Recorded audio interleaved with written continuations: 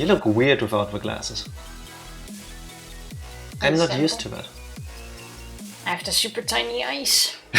Like a mole. Basically. Happy Sunday, everybody. I want to say Friday for some reason, but the weekend is over, unfortunately. Welcome to Psychonauts and being second and third Spiting Skinner. Nice. How are you doing? How is everybody? How's everyone's weekend been? It's Super Bowl Sunday in the USA. Don't know how that's going because I also don't care for football. Is that today? Yes. Who's performing? Performing? Yeah. Isn't there always this big performer? Oh, I think Kendrick Lamar. During the Super Bowl? Yeah. Well, that's all I care about, really. I think. Isn't that what most people care about? The break in between where someone performs? Yeah, the halftime show. Yeah, that's it. Halftime show, that's the word I was looking for.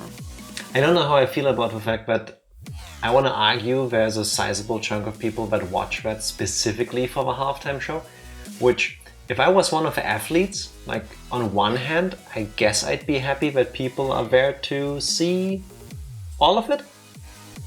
But on the other hand, if it's supposed to be like, you know, like the championships and it's about, like, we're here because me and my team do really well. Well, the event itself is also big enough, as in the sport, so people will watch it for that, but all I hear about is the halftime show. Isn't that where we got Left Shark from? Wasn't that from... I don't recall that, actually. Wasn't that from that performance? Yeah, Left Shark was at the Super Bowl. See, like, you get stuff like that from the Super Bowl. We need Left Shark back. Yeah, the world needs more Left Shark. I agree. Okay, Psycho, started learning coding, watching a tutorial and spending 3 hours to implement my own features when the solution was really easy. But hey, it's not 3 hours wasted, it's 3 hours spent learning.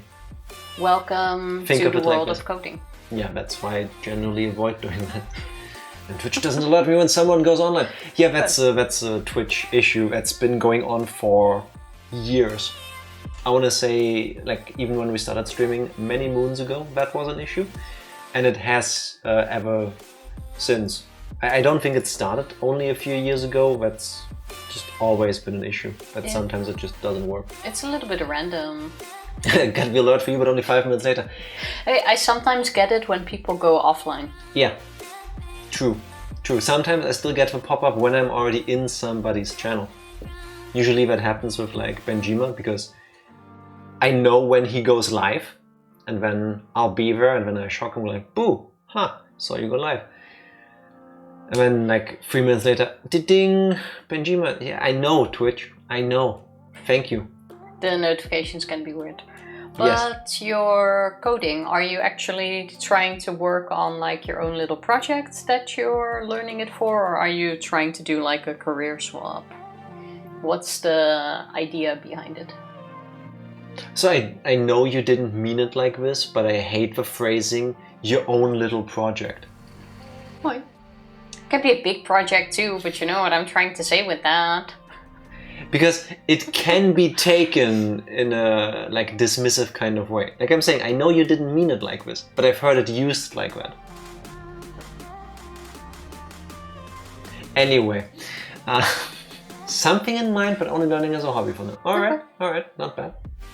I wish I had the patience to learn these things. Like, my full extent of programming, I guess, goes into when I need to do something slightly more advanced than plus and minus in an Excel spreadsheet.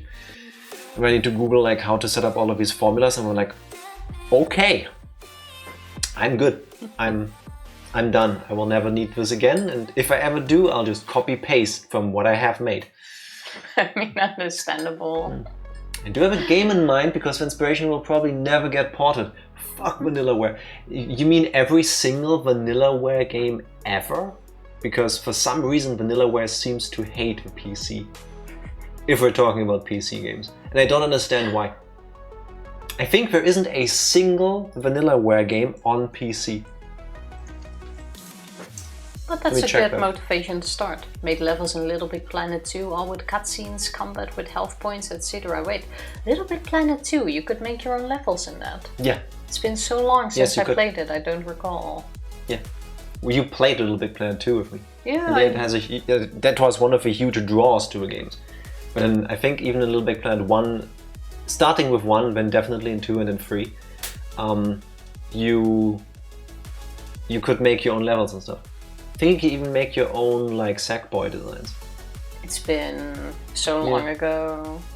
I can port to the Switch, please. I bought 13 Sentinels. I want to. I don't know why they don't.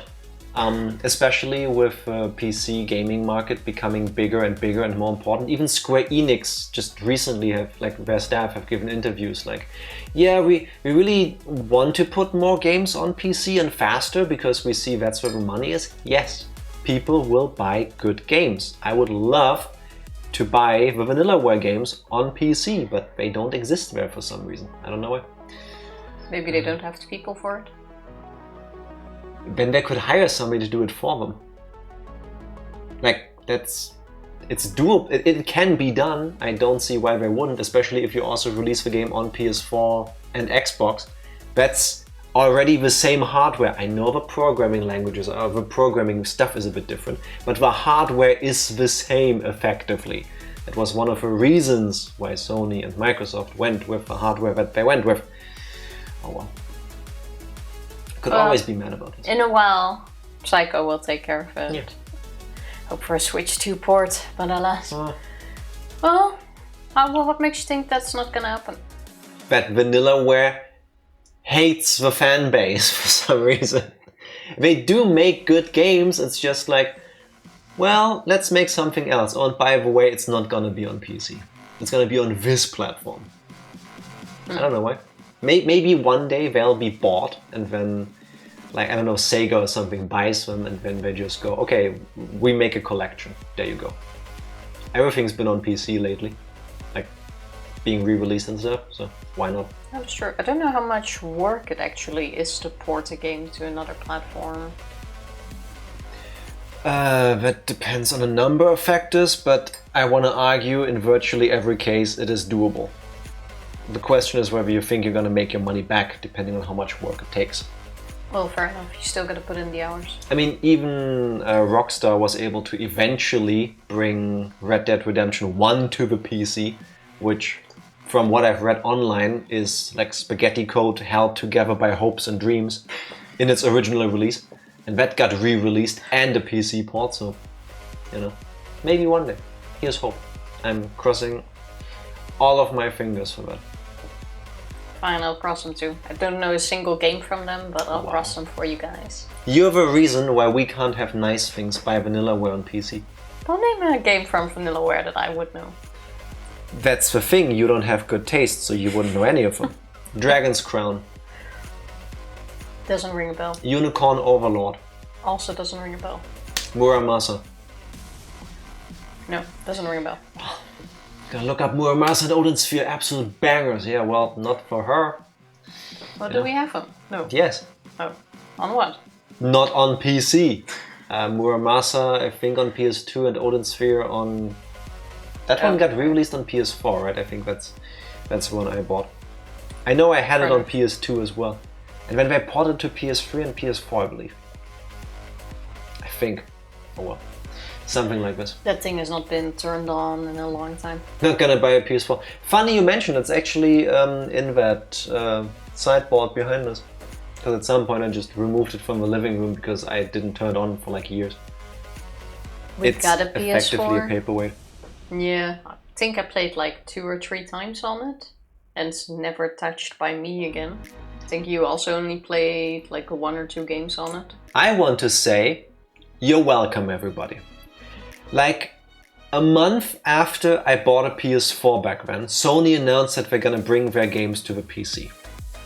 And then I was like, well, now I have a PS4 I'm not gonna use. I bought like 5 or 6 games. There was a sale. I bought the Uncharted collection, tried to play that with Tifa. That's what made me quite sick. 5 minutes into Uncharted 1, Tifa was already heaving. It was a good game, I just can't play a lot of it in a row. Like after like 10-15 minutes, it's enough. You can't play a game for only 10 minutes at a time, really. I mean, there are some games where you can do that, but you're not gonna get anywhere fast. What else did I play? Not sure why we never sold that thing. Because we're lazy, probably. Yes. It's effectively only because we're lazy. Figured. But maybe, by the way, us being lazy is going to change. Because Tifa and I had an experience yesterday while shopping. So far, I still haven't felt it, but maybe it's gonna kick in at some point.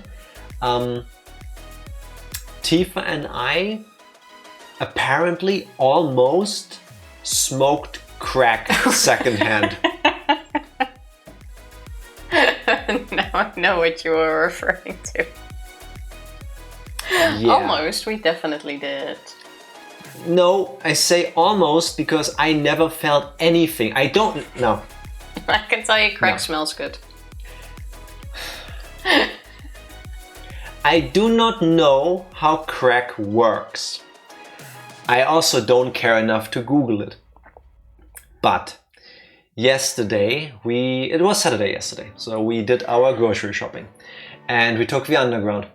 And I think we got out of the underground to try to walk to the store. And there is a homeless person sitting in the underground station. Like you have to get up the stairs to go back to the ground floor level. And there's a person sitting in the underground station. And he's just sitting there. So I don't care. Like, doesn't bother me. I don't bother him. Whatever. And he has a crushed cola can in his hand. And I'm thinking, and he does something, like I can see him from a distance, and he moves it to his mouth, and I'm thinking, is he drinking from a crushed cola can? Like, the last remains out. It happens, you know. I don't judge. But as we walk, we have to go that way. So as we walk closer, he's blowing smoke, and I smell something sweet. So I'm thinking, that's not cigarette. It smelled like weed. Which, again, whatever, you know, you do you. No, it did not smell like weed. It didn't have the same... Tifa is a connoisseur, suddenly.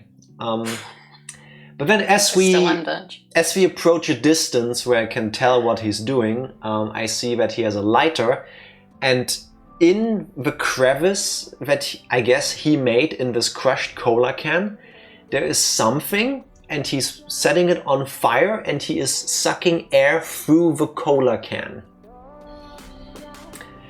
And as we walk past, because I didn't realize what this gentleman was doing, but as we walk past, he goes... We walked for like and this. We walked straight through it. It smelled very sweet. And when I told Tifa, I think we just did crack cocaine. I think. I have no experience of crack, or cocaine, or any of that stuff. Same. I have no clue what it even smells like. Apparently, and if that was crack. Apparently slightly sweet. I don't know why. Maybe that was because of how he was doing it. But we had a lot of fun with crack cocaine yesterday. That's all we were talking about. So, see, I was getting half paranoid, so I started joking to Tifa because I was thinking, am I gonna feel something? Do I need to call an ambulance? Like, what is going to happen to me? I didn't want this in my system, but I walked through this. I couldn't have dodged. That is so 100% you. Do I need to call an ambulance? I walked through the crack smoke. What if I suddenly start tripping? I don't know what's gonna happen to me. On the couch. I've said this before. One of my biggest fear, like, you know, sometimes people go, as they go on through life, like, I've never done drugs, but I would like to experiment. And the thought has crossed my mind, but I would never ever take anything remotely psychedelic. Because I know my luck. The moment I pop LSD, yes, you would cause the bad trip yourself just by how you think. You would influence it 100%. The walls will eat me, and then I will start hyperventilating, and then I have a heart attack, and I will die because reality is caving in on me. 100%. So, no, thank you very much, nice homeless person. You do you, but maybe not the greatest place.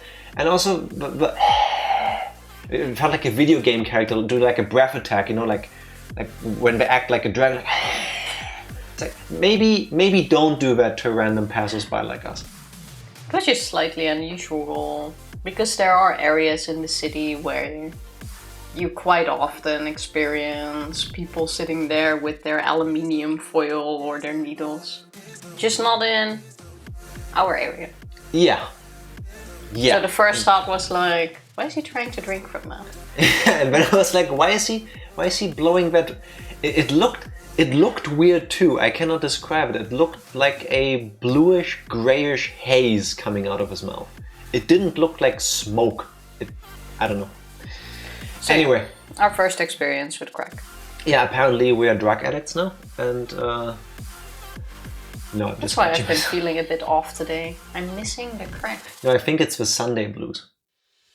Just a hunch, but I smell weed sometimes in certain areas, but I have no idea about that. Yeah, it's legal now here. It's the weed, yeah. Yeah, but I mean about that, as in about like crack and stuff, because that's not usually something you smell a lot. I don't know if that's what I smelled. Because again, I didn't ask the gentleman, like, excuse me, sir, what nice concoction did you inhale there to relieve your daily life and then exhale onto us? Which brand of pharmaceutical drugs did you peruse there, good sir? No, I kept walking. And then I checked where my phone was, just in case I do need to call an ambulance, because I start freaking out and I can taste sound or something like that. Two kinds of people. What was your first thought going through your head? Smells good.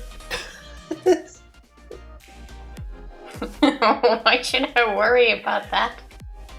Completely unrelated to the previous issue, but to it smells good. Tifa, please, yeah. It did smell good. That's all I'm saying. The question was, what was your first thought? My first thought was, hey, this does smell good. Tifa also likes the smell of gasoline. That is true. Give me your spoon. And then maybe after that, I wonder what he's smoking. But not the, oh no, do I need an ambulance? Am I gonna get the high?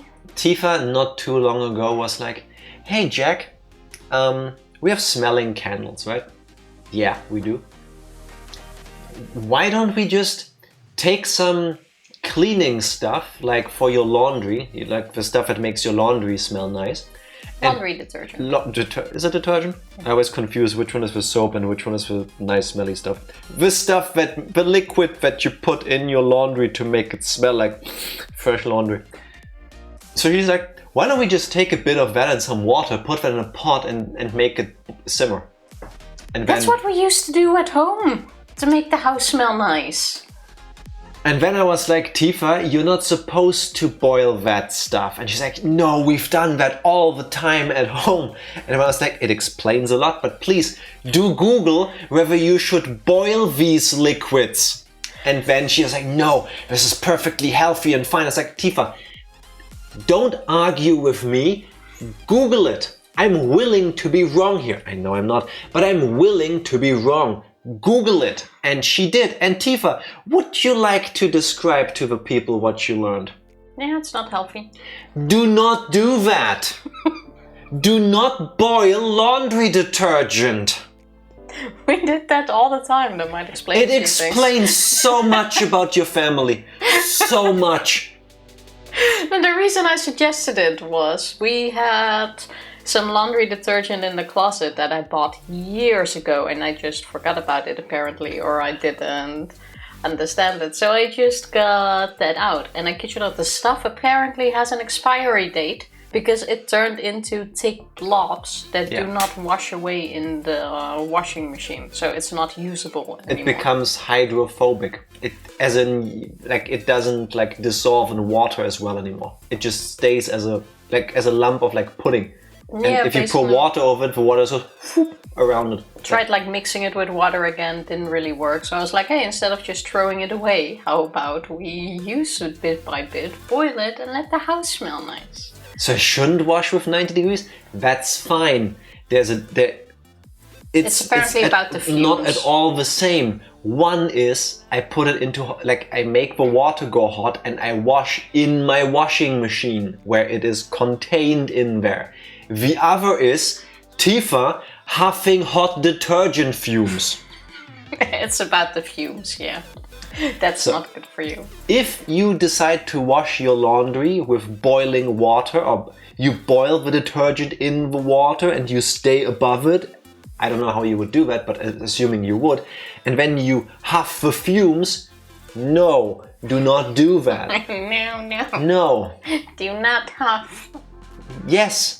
Don't huff paint, don't huff paint thinner, don't huff detergent, don't huff things that aren't specific. Do not huff things, substances, that are not made for the purpose of huffing. As a kid in school, we had like these bottles of glue, and we used to love like smelling them. I still remember once a friend of mine had like half of the tube up in his nose and squeezed when glue actually started coming out. Oh, that was so funny. How old were you? I think like 11. So you started early. Oh yeah, like at 7 I think. This is not Hasn't everyone sniffed glue as a kid? Smelled glue, yes. Sniffed glue, no. No. Unequivocally, no. To jump back to another topic though, doesn't all your laundry shrink at 90 degrees? It depends on the materials. Well, fair enough, I guess. There you go. I put everything, I think, standard on 60. I don't even know what I wash on. I just set it to a program. I think 40 degrees is the setting of ours. 40? Oh, yeah, we have one of those washing machines that prides itself on the stickers with being like eco-friendly and stuff. So unless you specifically set it to super hot, I think like 80% of all the programs on the dial knob are like 40 degrees. No, that could be. Yeah. Uses less electricity and stuff. My stuff seems to get clean, so I don't care. Stretch my shirts before hanging to dry. Fair enough. That would work. You stretch them out again. Yes. Okay. But we're too lazy for that. I mean, yes, absolutely, 100%. Maybe we would do that if it wasn't for you having huffed laundry detergent since I don't know how long. Maybe the Dutch detergent is just different. No, Tifa, Next time, how about this? After stream, Google it in Dutch. Maybe the answers you will find are different. Maybe. Like I said, we did it quite a lot, and then we just put this little pan on the thing, and then we walk around the house, shaking it up a little bit to spread the fumes, apparently. Again, it explains so much about your family. It always smelled really nice.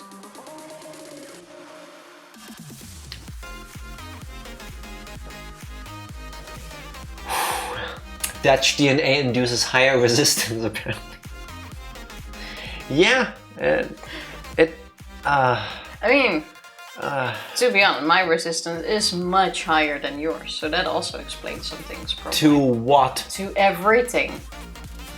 Everything, as a matter of fact. Tifa has put all of her skill points into defense. Like, is that so? Are you really questioning if that is so? What do you mean when you say resistance? This isn't a video game with like stats. What are you talking about? To germs, to viruses. Your immune system is better than mine, yes. Toxic fumes, apparently. Which is why I could withstand the crack. So did I, because apparently whatever he exhaled didn't have any effects because we walked straight through that.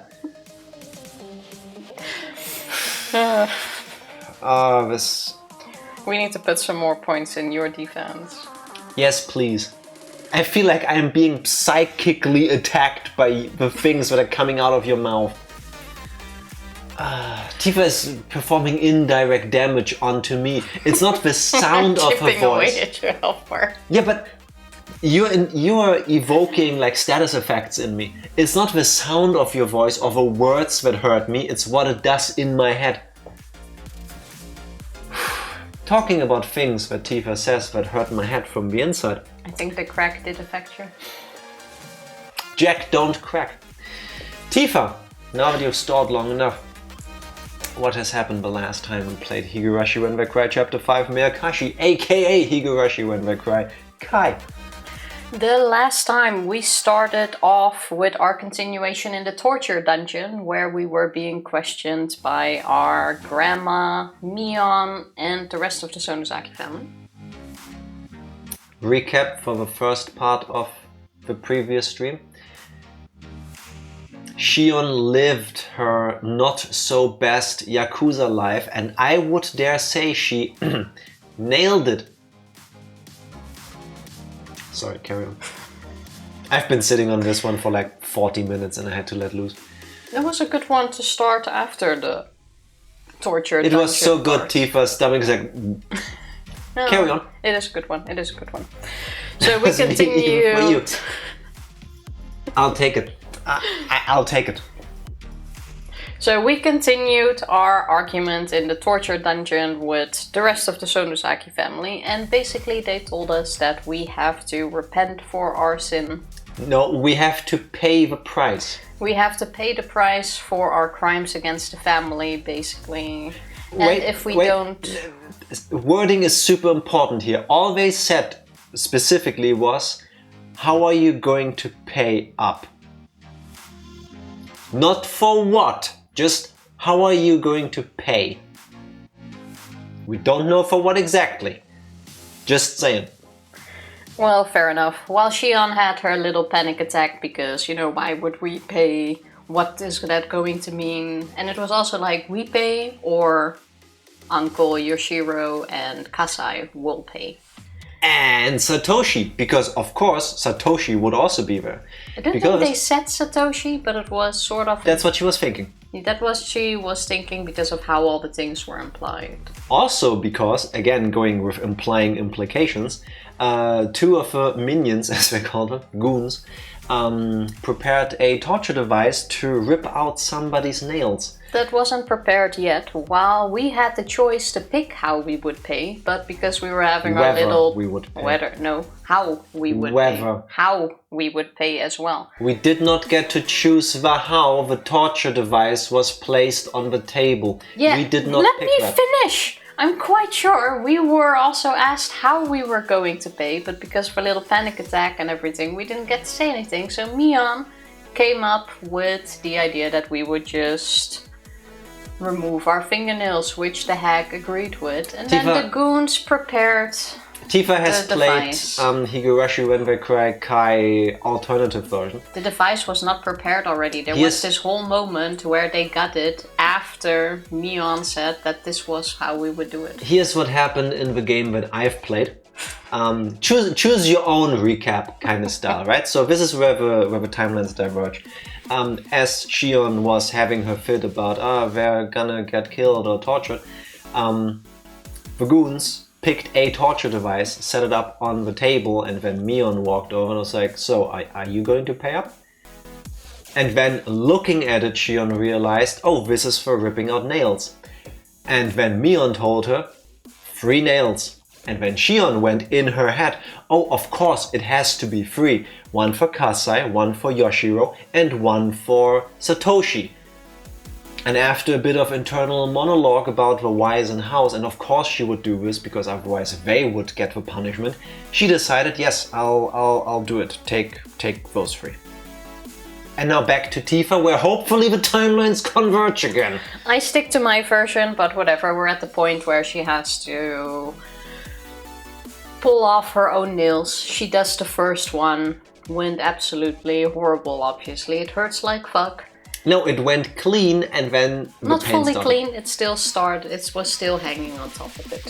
So not 100% taken off, just gotta do that little last rip when it's still attached to like a few nerves. Anyway, we do the first one, hurts like fuck, sucks, but we have to do the second one too. Unfortunately, because of the pain, shaking, being scared, all of that, we tried to slam down on the second one and kinda miss so that it's still not hard enough. Hurts like fuck, but didn't take the nail off. Only like halfway. No, it said it just chipped. chipped. Yeah, true. But it was the same pain, apparently. Yeah, I would imagine. After that, Mion decided that the goons can take over and we don't have to do it ourselves. And the goons just went with the last 2 nails. Shion froze from the absolute pain and the terror inside of her. Even at one point going like, I'm not going to continue doing this. This hurts too much. I'm not going to put myself through this. But of course I have to, because otherwise those guys are going to get it. Like, I only did 1 nail. Who did I save? Did I save Satoshi? Did I save Yoshiro? Did I save Kasai? I don't know. I have to go through this. And then Mion thankfully did like the nod, and then the goons just put a bag over her head, and then they... I think they put a bag over it. Yes, they did. They blindfolded her. In my version of the game, anyway, they blindfolded doesn't her. really matter. After the last nail was off, she fainted. And that was kind of the end in the torture room. That was like the best moment out of all of the chapters so far, I think. What is wrong with you? How is that the best? It's like these suspense moments that are the best. Tifa, sometimes more words is better. The most suspenseful moment, I can agree with. The best is very subjective. To me, this was one of my favorite parts in the game so far. She's using these words again. Whatever, so we wake up in our room, I think we slept. I'm the mean one.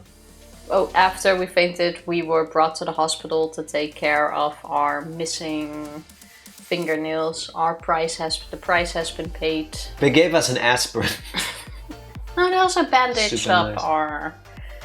our hands, so we were well taken care of. And I think after that we've been in our room for like 3 days. Yeah, we kind of just passed it out off, and then slept for 3 days with our hand bandage. being depressed, all of that. As you would if you go through something like this. Like, that part is completely relatable. Yeah, at some point Kasai starts visiting us and with some food and asks us how we've been doing, and that the Sonozaki family has decreed that we are allowed to keep living here. We can go to a school in Okonomiya. Yeah. So as they have gracefully agreed with. But we are not allowed to have any contact with the Hojo family. Or We're not even allowed to go to Satoshi Hinamizawa. specifically. And we're not allowed into Hinamizawa, true. Or to make a fuss. So just stick to Okinomiya. You don't leave, you live in Okinomiya, shut up and live. But not here, there. Basically. When Shion, of course, while eating, asks Kasai, so you okay? I hope Uncle Yoshiro and Satoshi are doing well. He doesn't really want to answer how Satoshi is doing because of the, hey, leave him alone, I'm not allowed to have anything to do with him, so Shion... That is not explicitly stated, that is Tifa's headcanon. Kasai's... It is definitely... No. Oh my god, No. we're never gonna finish this recap. No. Interpretation. Kasai goes, stay away from him. Yeah, so he doesn't want to talk about it. And then Shion presses him on that and he ignores her. He doesn't say anything about Satoshi. He said once that he's not going to answer the question I'm because gonna- of the thing I'm that gonna- has been said. That's not what happened. Absolutely. And I'm gonna take over from here because I'm getting a headache from all of this. Not you as a person, but the things that you're... This is misinformation, the recap. After this, Shion's like, well, I'm gonna go for a walk. And then she does. And despite promising Kasa that this has nothing to do with Satoshi and she won't go to Satoshi and all of this, thank you, yes. Thank you, her. yes, that's because of you. Blame her. Because you keep interrupting the recap, which has been perfectly fine, by the way. So Shion decides to go for a walk and walks straight to the toy store because... What about the teddy bear? If the teddy bear is gone, then Satoshi has to have bought it, right? At least when she can't meet him, but maybe he would be there, potentially. But at least she would know that he bought the thing and that it's gone, right? So she goes there and finds out that yes, the teddy bear is indeed gone. When Ooishi shows up, and Ooishi goes... First, Irie shows up. Oh yeah, Irie shows up. Eventually, Ooishi shows up And we also confessed to Irie that we are indeed Shion and sorry for deceiving him. True. Irie pretended not to know anything about this and was like, oh, whoa, twin sister, And then Oishi showed up. We don't know if he was pretending, that's how he was acting. There was nothing in the text indicating whether he was pretending or genuinely shocked. That is true. That I agree with. Until Ooishi showed up and Irie wants to take Shion home because, nobody likes Ooishi here. But then Ooishi's like, well, do you know about Satoshi being missing? And then, of course, Shion goes with him. They go to the hospital, to the police precinct. They sit down. Shion did not know yet that Satoshi went missing there.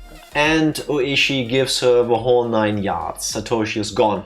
And then Shion has a whole fit. She's like throwing a tantrum because this can't happen and he wouldn't do these things. And Ooishi is telling her his hypothesis, or hypothesis, whatever it was. Hypothesis. For example, he did have the money, he did go to the toy store, but we never know whether he bought the thing. We just know, or the police knows that he went there and then he vanished. And somebody looking like Satoshi was found or was seen at a train station to Nagoya and then to Tokyo. So the working theory that Ooishi has is Satoshi did go to the store on Satoko's birthday to buy the teddy bear, then was approached by the Sonozakis and they told him, get lost. Take the money you have, don't buy the teddy bear, leave.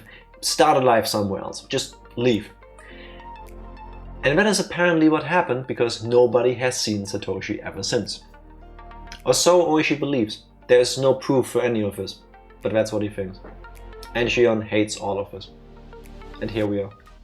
Basically, yeah. You're welcome, everybody. No, it didn't quite take 30 minutes, only 15, thanks to me. Yeah, but you also didn't say things that were correct. Ooishi did not tell Shion in front of the toy store that he was missing. He just went, hey, come with me for a coffee and a talk, and if you get bored, you can leave. True. And then she was like, fine, I'll see what he has to say. And only at the police station did she learn. The difference is, Tifa, when I leave out things like visits for brevity and... when I do that, it's the same thing! No, with you it's misinformation.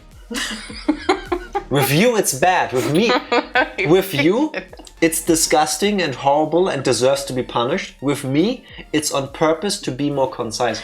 You know what I have to deal with here? I don't know, I'm perfect. What? No, she is right, I did. Go start the game. Look, perfectly within the 30 minutes. Tifa, together we make a halfway competent person. Thank you for that. Maybe quarter way. That's how far you drag me down, yeah? I'm trying to be gracious. Do you see? Do you see what I'm dealing with? It's because of the laundry detergent. Probably, yes. Tifa, are you ready for Higurashi? Yes, great, thank you, me too.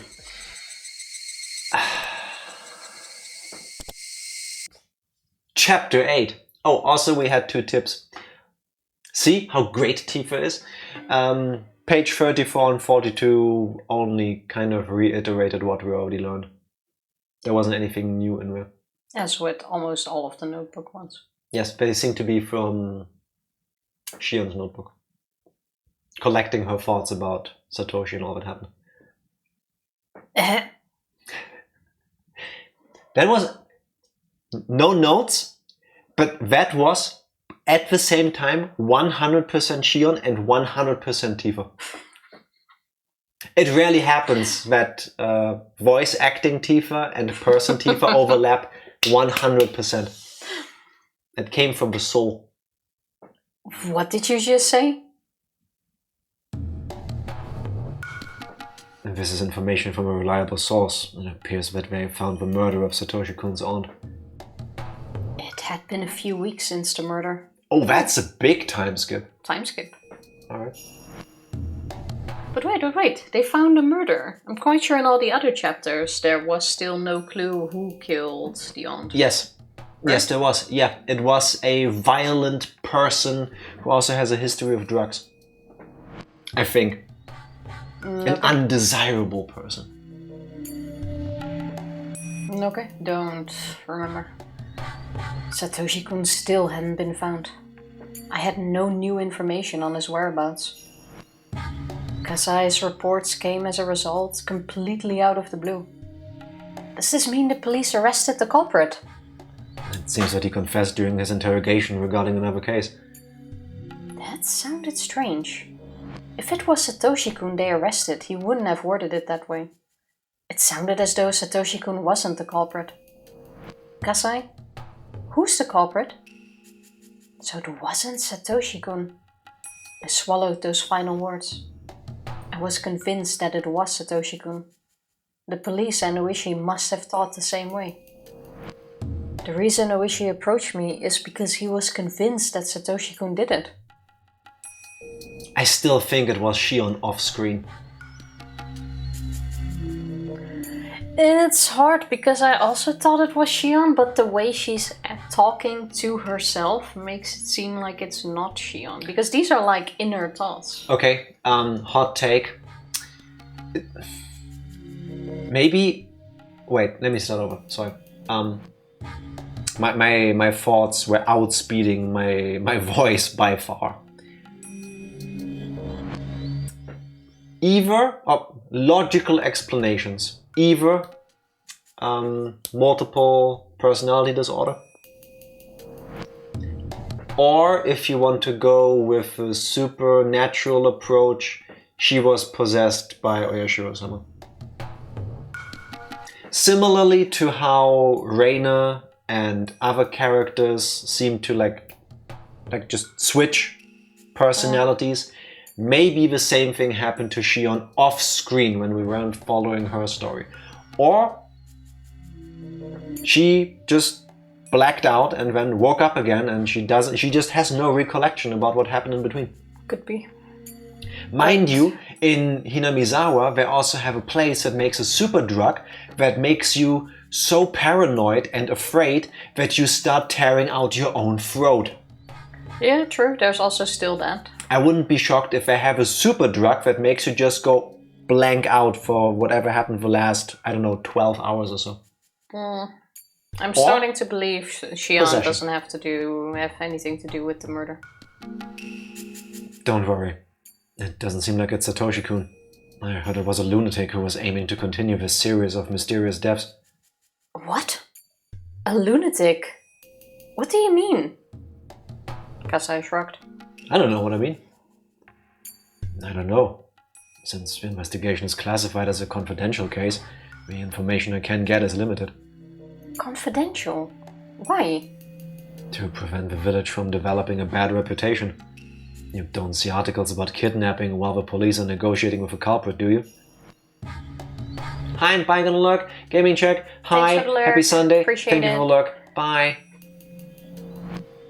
It is something similar to that. Come to think of it, I hadn't seen anything about the aunt's murder on TV or in the newspaper.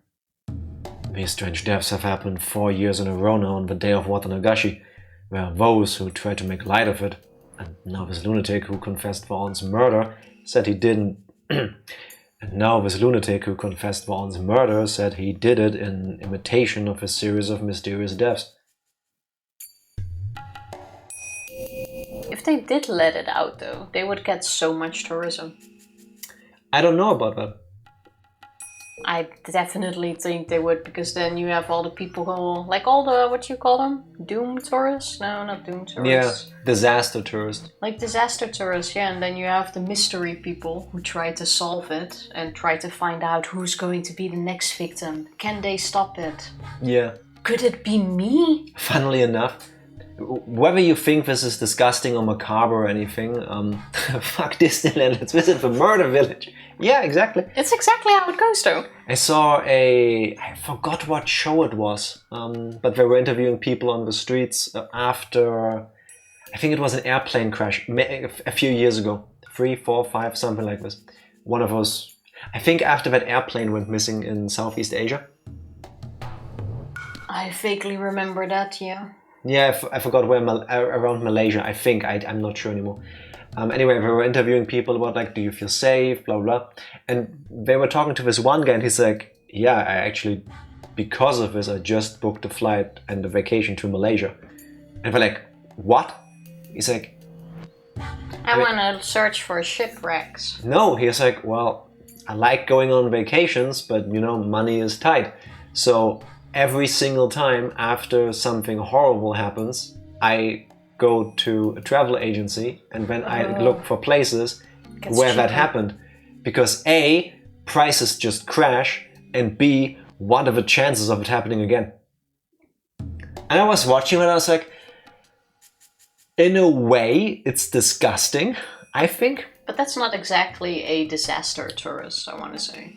Yeah, it's like a disaster adjacent tourist. Sorry, because I think the definition of a disaster tourist is just going there to look at the actual disaster and not go there because now this is cheap. Yeah, but they both travel because of a disaster. Yeah, that is true, actually.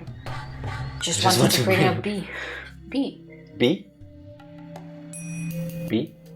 You make it sound like we just brought up B, and now I'm wondering, what did we said? Point B. Point B. I think B is like, ooh, I'm lost. Here. Hello, Yugi. Happy Sunday. How are you doing? What is that? Oh, not happening again, probably. Oh, yeah, fair enough. Like, I Gotcha. I don't know. Like, on one hand, I don't love the idea of somebody benefiting from a horrible disaster striking. Like, I just don't like the idea. But on the other hand, it's like, if nobody goes somewhere after something bad happens, that's also not great. So, Like I said, I think the reasoning is different. I agree if you go like, okay, I do want to go on a vacation, something happened here, this place is cheap, I'm just going to go there now because of that and go to the other side of town where everything is fine and enjoy my vacation there. Because not like the entire country is... Yeah, with something going wrong in one spot, that doesn't mean like the country's gone, usually. But if you go like, hey, a plane just crashed there on the beach, I'm gonna fly there in the hopes that I can find the shipwrecks and maybe some body parts. That's fucked up. That is messed up. Unless you're one of the people specifically going there to help. Yeah, but then you're not a tourist, are you? Maybe you're off. Then you're still not a tourist. Potato. We mean the same thing. It's completely different. Unless you shoot the plane yourself, it's more like, yeah, that's what I'm thinking. Like, I don't love it, but I can't fault the guy. Like, so... The meaning behind it changes everything. Yes. Context is key. Just like in our streams. How did we get there again, by the way? I derailed everything. Yeah. Trying to think of how we entered this point. I don't recall. I just know the words came out of my mouth first. Fair enough. Because I didn't know anything else, so instead of probing him further, I reviewed the information myself. I was really shocked to learn all this. I was convinced that Satoshi-kun killed her. I thought that was the reason he had to disappear. But it was actually some lunatic who killed her, and he had no relation to the aunt whatsoever. There's no way. Prediction time. Oh, I'm on a roll lately. I'm getting so many out of this. Shion killed Satoshi's aunt. The lunatic that was caught is a patsy set up by the Sonozakis to defend Shion. They know Shion did it, but because you can't... That's what you get for not believing in me. But because, of course, the Sonozakis can't have Shion be related to the case, they made one of their less desirable people go like, yeah, you take the blame for that one. You can counter with... Next to me saying, I don't believe Shion killed him at this point, even though we still have one of those predictions up there. But that the Sonozakis did plan someone to take the fall to close the case.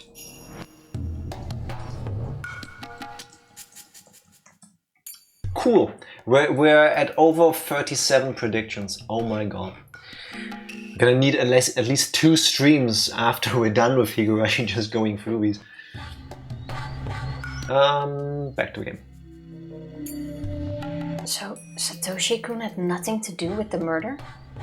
If so, why did he disappear? I couldn't accept that this lunatic had killed the aunt. And what's really strange is the phrase I used, 4 years in a row now.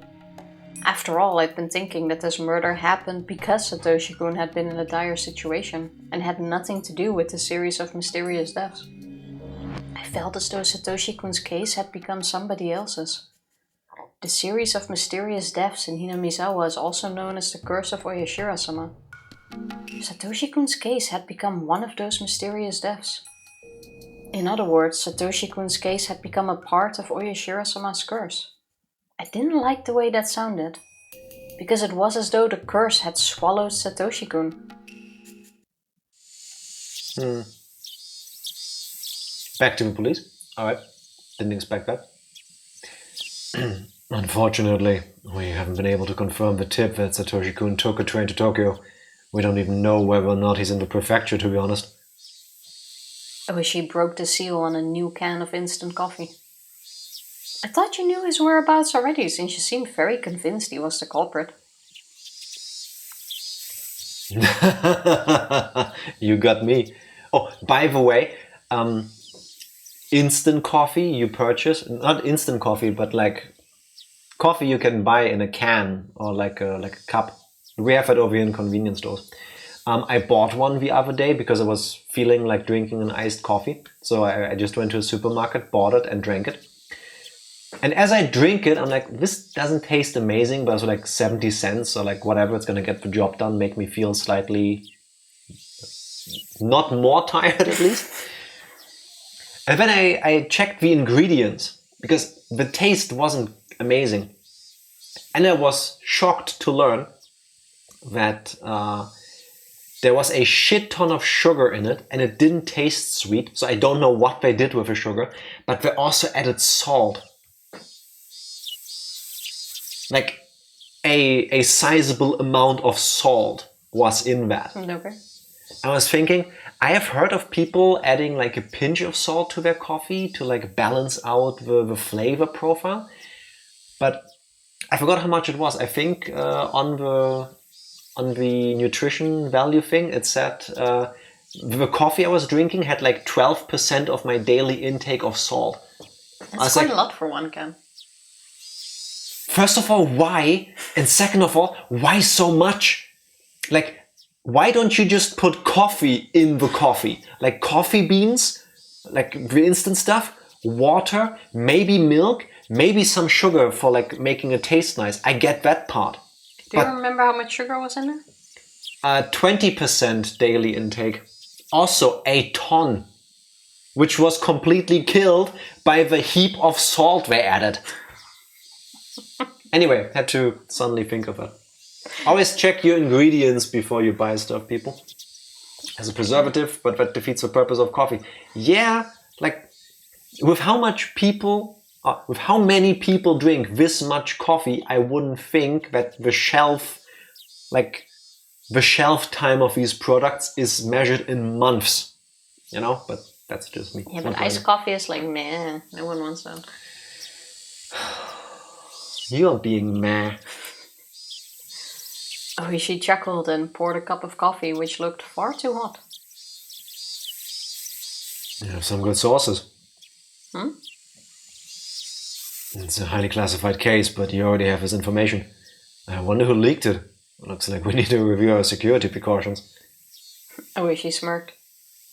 Seemed he knew why I was here today. Oh, also one thing we both forgot in the recap. Ooishi knows what happened to us in the torture chamber, which means he also has a source in the Sonosaki family. Allegedly.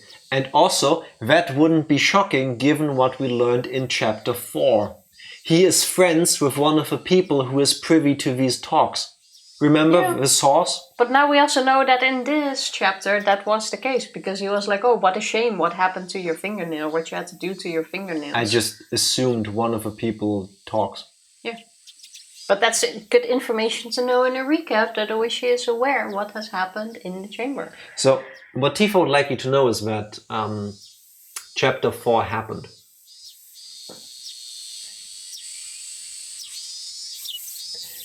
Sorry, why say many words when less words works? Now you know how I feel. Old man gets around, indeed. See, she can dish it out, but she can't take it like that. No, because if you left out all of the unimportant details, it wouldn't have been a problem in the recap, because we easily could have fit this information in 1.5 line, probably. I'm gonna show you a move so bad I would consider it borderline toxic. If people treat you like this outside of a joke, consider the relationship. Tifa, you don't need to justify yourself.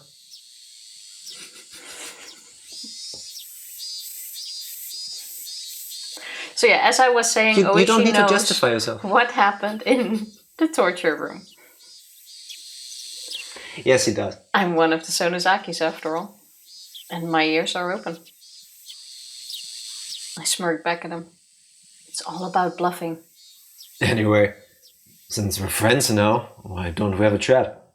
Let me ask you first. Who's this real culprit? I heard he was a lunatic, but what does that mean? He likes the moon. I don't know how to answer that question. I want to know the answer myself. Really, I was convinced Satoshi-kun was the real culprit. It was rather surprising for me too. Ooishi threw himself on the sofa and crossed his hands behind his head. Wait, he... Yes! Guys? This is harder than it looked. And crossed his hands behind his head. Yes, and you said he crossed his cans. Oh. Yeah. Now I get you. I'm like, what are you complaining about this time? Ooishi threw himself on the sofa and crossed his hands behind his back. No, he didn't. Oh my god. Okay. Wait, take a sip. No, I'm almost out. Then take a sip from me. No. Take a sip. No, that's green tea. It's good for you. No, you. Then you. Ooishi threw himself on the sofa and crossed his hands behind his head. He looked up at the ceiling and smiled wryly. I suddenly received a call from the prefectural police the other day. They said that one of the guys in detention confessed to the murder of a housewife. Who is it? He's a real piece of work who fell into a drug habit. He's been in and out of prison for drug abuse. His statement says that he was interested in the series of mysterious deaths and wanted to imitate them. Are you sure he's the real culprit? I didn't interrogate him myself, but the prefectural police tells me that he has information that only the real culprit would know. He seems to have thrown the murder weapon into the Uji River. We're searching for it right now. If it's found, his statement will be solid. Even if the weapon wasn't found, would the case be closed? Probably. The statement clearly outlines the state of a crime scene and the body. This information, like I said, covers details that only the actual murderer would know. You don't seem quite convinced. I love and hate this music. I hate it because it makes me feel like anxious, and I love it because it's really well done. It's the horror movie feeling. I feel like I've heard music like this in some of the Metroid games. Because you're all alone on an alien planet and everything wants to kill you. Yeah, that's kind of fitting. Yeah.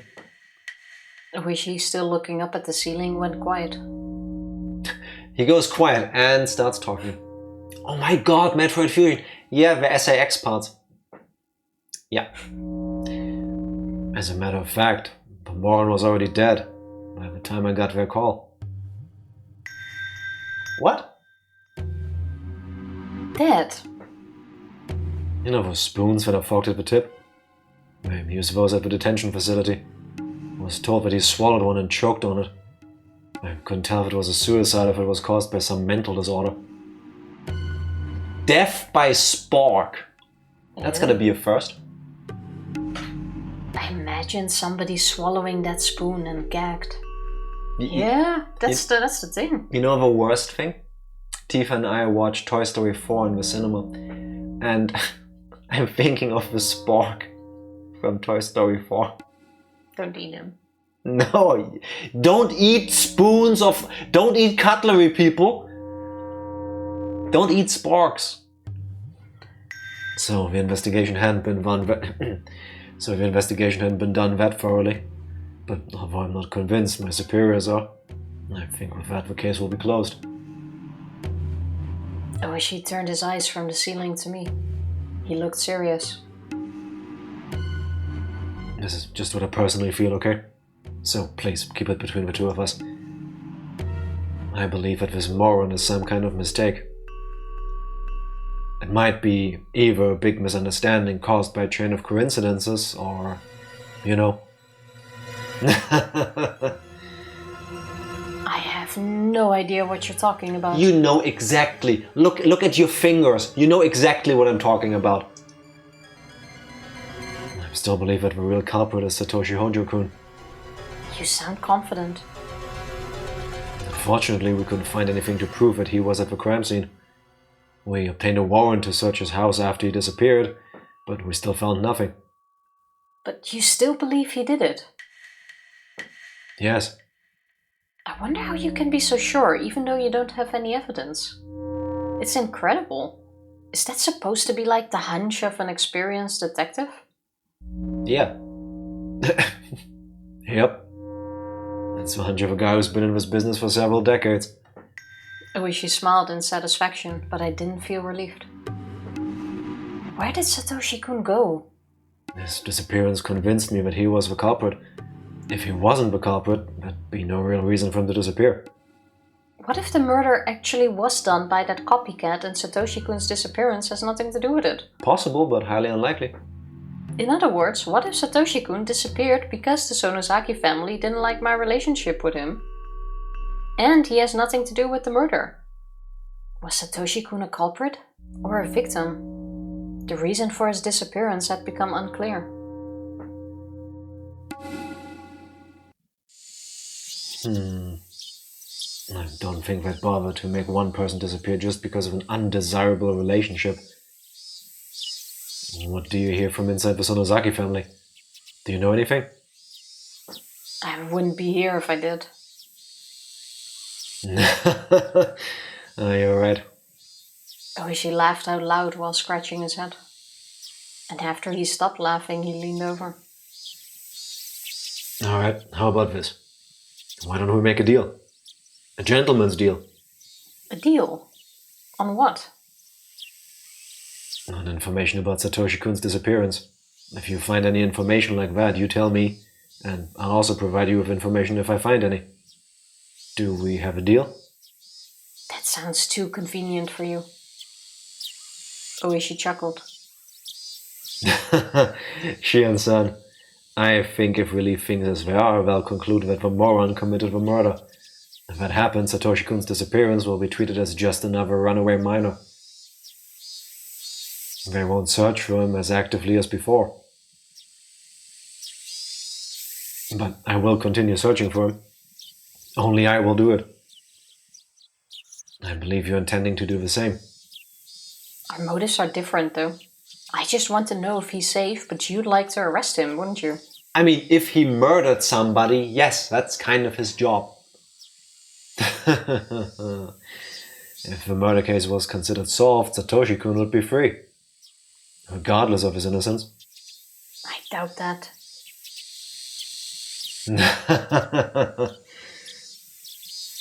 Ooishi chuckled again, but his smile didn't reach his eyes. Well, let's be friends from now on. I thought we already were friends. The enemy of your enemy is your friend, no? I'm not opposed to the Sonozaki family, though. Come on, Ooishi, one is a free... Einmal ist keinmal, is how you would say it in German. Oh, really? I apologize, then. This is the way of Kurudo Ooishi, huh? As Sis and Kasai said, I wouldn't want him as an enemy or my ally because both would be too risky. Oh, she's trying his hardest. Yeah, and I like this Ooishi way better because he seems to be... He's just using his words. Yeah. He isn't... He's not the asshole. He isn't attacking anybody, he's just going like, hey, I think we could work together on this. Of course it's gonna benefit me. I'm a police detective. His approach makes sense though. Yeah. I probably shouldn't let my guard down in front of this big fat weasel. Rude. I sipped on the coffee to fill up the silence, though I wasn't thirsty. Outside the window I could see normal life taking its course. But Satoshi-kun wasn't there.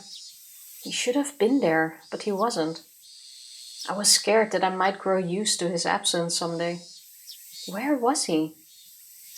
I wonder how Satoshi-kun is doing. I hope he's alright. I know you think he might be dead. Don't patronize me. Do you know what people are calling his disappearance in Hinamizawa? Huh? They say that he was demoned away. To be demoned away means the same thing as being spirited away.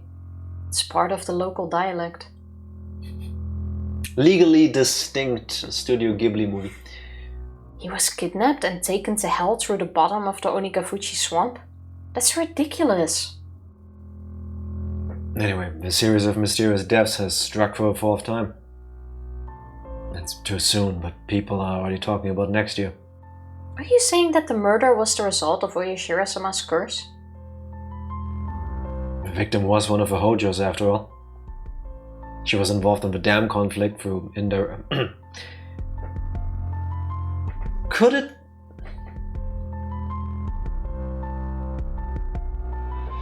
I have a really dumb feeling. Teppei killed the aunt.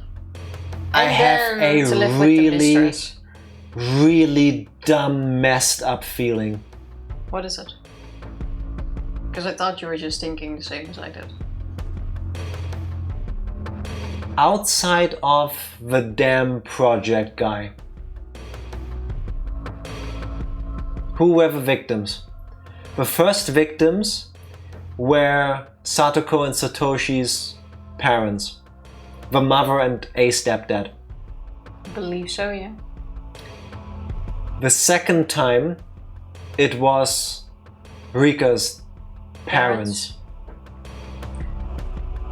The third time was, or the third time after the dam construction guy, it was the aunt, and the last one is Rika. No, you still have someone before Rika. You have the photographer dude. Tomitake-san. Tomitake-san and Tingy. And then Rika comes is after last. that, I believe, or is last? No. The premonition, the prediction that Rika gave was that she is the fifth one. Tomitake is not the target. It's Rika. Rika a few days to a week after Tomitake and Takano. Yes, exactly. She specifically said that. For 5 years on this day. And then the fifth one she said, not on this day, but maybe a few days later. Yes, exactly. Mm. But that doesn't mean she is the one to take the curse. My prediction... Rika is the murderer. Of all of them? Or only of the aunt? Who is she the murderer of? Of all of them.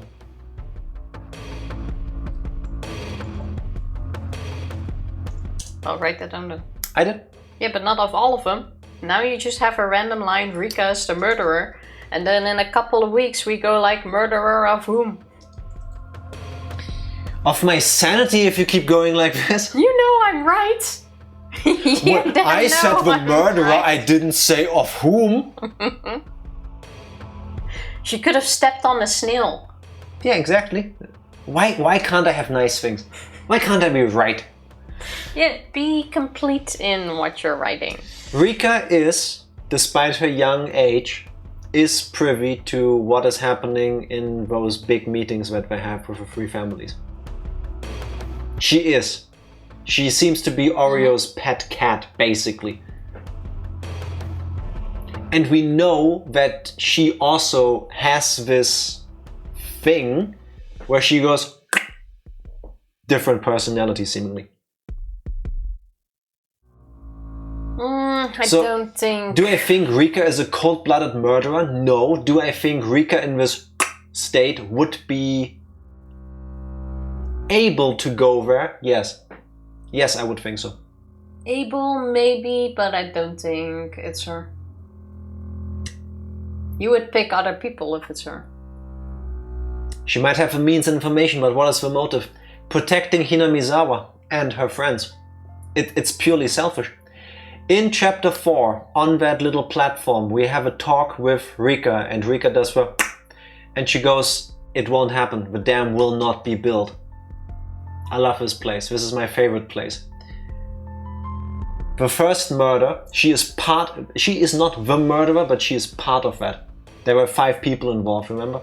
Yeah, but to prevent the village, those deaths did not add anything to it. The first murder was to protect the village. The second murder is to protect her friend. The third one is to protect the village. The second murder was her parents. The second murder was Satoko's parents. But Satoko's mom had no problem. She had an issue with the stepfather. Why would she not only kill him then, if that is the reasoning behind it, and leave her mom alive so that she doesn't have to live with horrible people? She brought him into the family. She didn't do enough. If the reason is to protect Satoko, she only made it worse with that. I don't necessarily agree with this, especially given the very conflicting information we received about all that happens around Satoko. The mother keeps meeting guys, and the guys keep being an issue for Satoko. If the mother is gone, no more guys. Nah, I disagree. The logic. Because how the most ridiculous one is the construction site. Because how would that little girl get there and then cut up that man up herself? That is also a thing. I agree, because she is part of the 3 families, and because she is believed to be the reincarnation of Oyashiro-sama. So you think she had help? We know she had help. There were 5 people involved. But nah, I doubt she was just one of the 5. Besides, the dam project was already stopped at that point. Or clearly not stopped enough. Nah, I 100% do not believe it was Rika. The one thing that connects 4 of the 5 murders is Rika. No. I think you're losing me here. Jack likes to go all wild. Wait until we get to chapter 6, 7 and 8. No. I just need to get something right. Before we continue though, I say we take a short break. Let's not carry on. Sure, let's do that. BRB. Then you can all recover from the mental whatever I just inflicted on you. I think that's a good idea. BRB. BRB. We're back. We are. Fun fact, it is said that the amount of gold which humanity has unearthed so far is around 212,582 metric tons, which is still not enough to mint the gold medal for Jack's mental gymnastics. Thank you, Psycho. It's been so long since I got to read that. I missed it a little bit. Also, now I sit too far let me on the move. side. Thank you very much. Okay, to still get back into that though, actually write that down as well. I really do not think it could be Rika, because I am really certain with at least the aunt Satoshi is the one who killed her. Okay. I'm really certain it has to be Satoshi. The murder was too personal. Okay. Right now, I wrote down it wasn't Rika. That it was definitely really, Satoshi. Really. At least the aunt. I don't think he did the others. Yeah. And that already breaks your theory.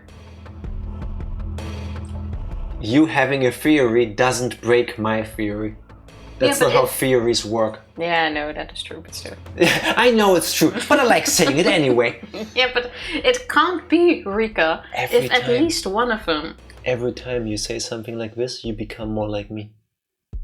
How does it feel? It's a rare command, like gold. Indeed. Meanwhile, the victim was one of the Hojos after all. She was involved in the dam conflict, though indirectly. Really, it's not surprising that some people take an interest in the incidents because they do always happen on the day of Watanagashi. That's ridiculous too. Oyashiro-sama's curse? Though I said that, I couldn't quite wipe away the fear from my mind. Fear is the mind killer. Why did Satoshi-kun disappear? Was it the Sonozaki family? Did he run away from the police? Did he really kill his aunt in the first place? Why did he even disappear? He's on his own. Oyashiro-sama's curse has nothing to do with it. But... That's strange. Satoshi-kun and Oyashiro-sama's curse. Somebody once mentioned those two together before. Reina. When did I hear that? That's At not a the conversation you would so easily forget. Clearly she hasn't. Ah, that's right. That rainy day. It was Reina Ryugu who told me that when we were taking... Yeah, start over. Yeah, I was already starting over. Are you having a bit of a moment there, darling? You seem... my chair agrees. Tifa seems to be in a bit of a rut there. It was Reina Ryugu who told me that when we were taking shelter in that shack. Ah, I remembered the creepy story that she told me at that time. Satoshi-kun wants to leave Hinamizawa and run far away, even if only unconsciously. Less Monokuma. No. That was when she was the creepy Reina. So? I decide how I do my characters! Thank you. In case you wonder Oh my God. what happened during the break, nothing. I went to the toilet to pee and Tifa made a quick sandwich that she ate. I did nothing to make her be like this. This is 100% on her. At every line. It's kind of part of why I'm here. You do have a point there. It's not my favorite letter is Jack being quiet. You know? That's what Reina Ryugu said. Reina had definitely pointed out that Satoshi-kun was... I see Tifa's vision. So do I. Truth be told, sometimes I say things specifically to try to get under her skin. Because it's fun. And sometimes it works. Like there. Sorry. My favorite letter is Jack's just eye candy. Thank you. I rarely have been reduced to my looks, but I think this is the first time in a positive way. I know I should feel like attacked or like, you know, minimized as a person, but I feel seen. Yeah, seen, but not heard, please. Thank you.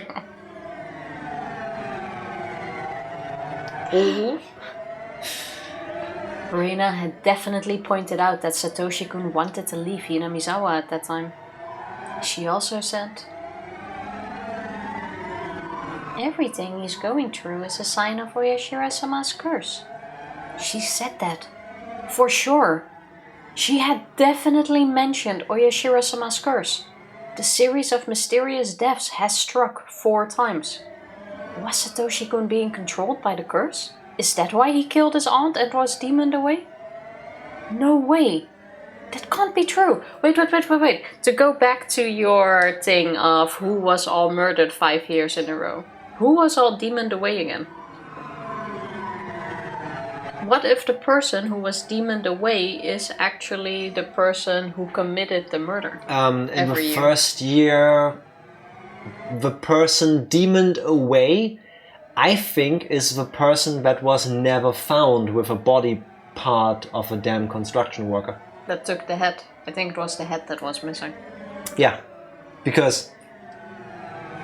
Are you okay? My nose is super itchy. But also I can't scratch it a lot because of the crust. Oh, the arm was missing, not the... Oh, thank you. Well, not the head, thank you. Because they presented it in the beginning as like, yeah, he's still on the loose. But I think he's not on the loose, he's been demoned away. So, first year, damn construction man gets killed. Arm guy or arm person goes missing. Also, wait. Isn't it arms guy? Because now he has 3. No, I was gonna say if you steal somebody's arm, doesn't that make you the one-arm bandit? That's a good one. Yeah, it works. It wasn't perfect, but I think I struck gold there. Yeah, it worked. It worked. The way there wasn't too smooth. Anyway, Then so that was the first. 6 out of 10. Okay, no, I'll take that. I like it. Pretty aligned. That is. For giving this like 2 seconds of thought, yeah. Pretty good. Thank you very much. Got a nod. We'll take it. Thank you. Mwah. Appreciate it. So that was the first year. Second year, we don't know if anybody got demoned away because we never talked about it, I believe. We only know that there was like a landslide or something at that viewing platform, and then the mother and the stepdad were gone. Yeah, but the mother's body was never found. Or was that with Rika's parents? No, that was with Reina's. With Satoko's. Okay, then with Satoko, it could have been the mother. Okay, yeah, fair enough. Then with... Tifa's red. It happens. Occasionally. True, the mother's body wasn't recovered. Second time, third time, the priest got killed, the wife disappeared. Did the wife disappear again? Yeah. And then the year after that... okay, wait. Satoshi disappeared. With the priest and the wife, it also kind of makes sense. The priest itself was married into the family and spoke out against it. And the wife is the one that was originally part of the 3 families. Could be that she was forced to do it to honor the family. Okay, we're on a roll here. Then Satoshi... or not Satoshi. Wait! You found something! You found something! What did I find? You found something that connects all the cases!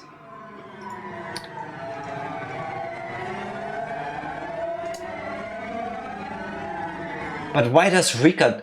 Wait. Okay. Skip back. Clean slate.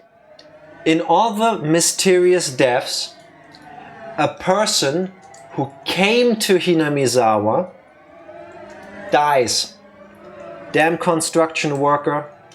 Probably didn't live there, I just assume. The guy that married into the Hojo family.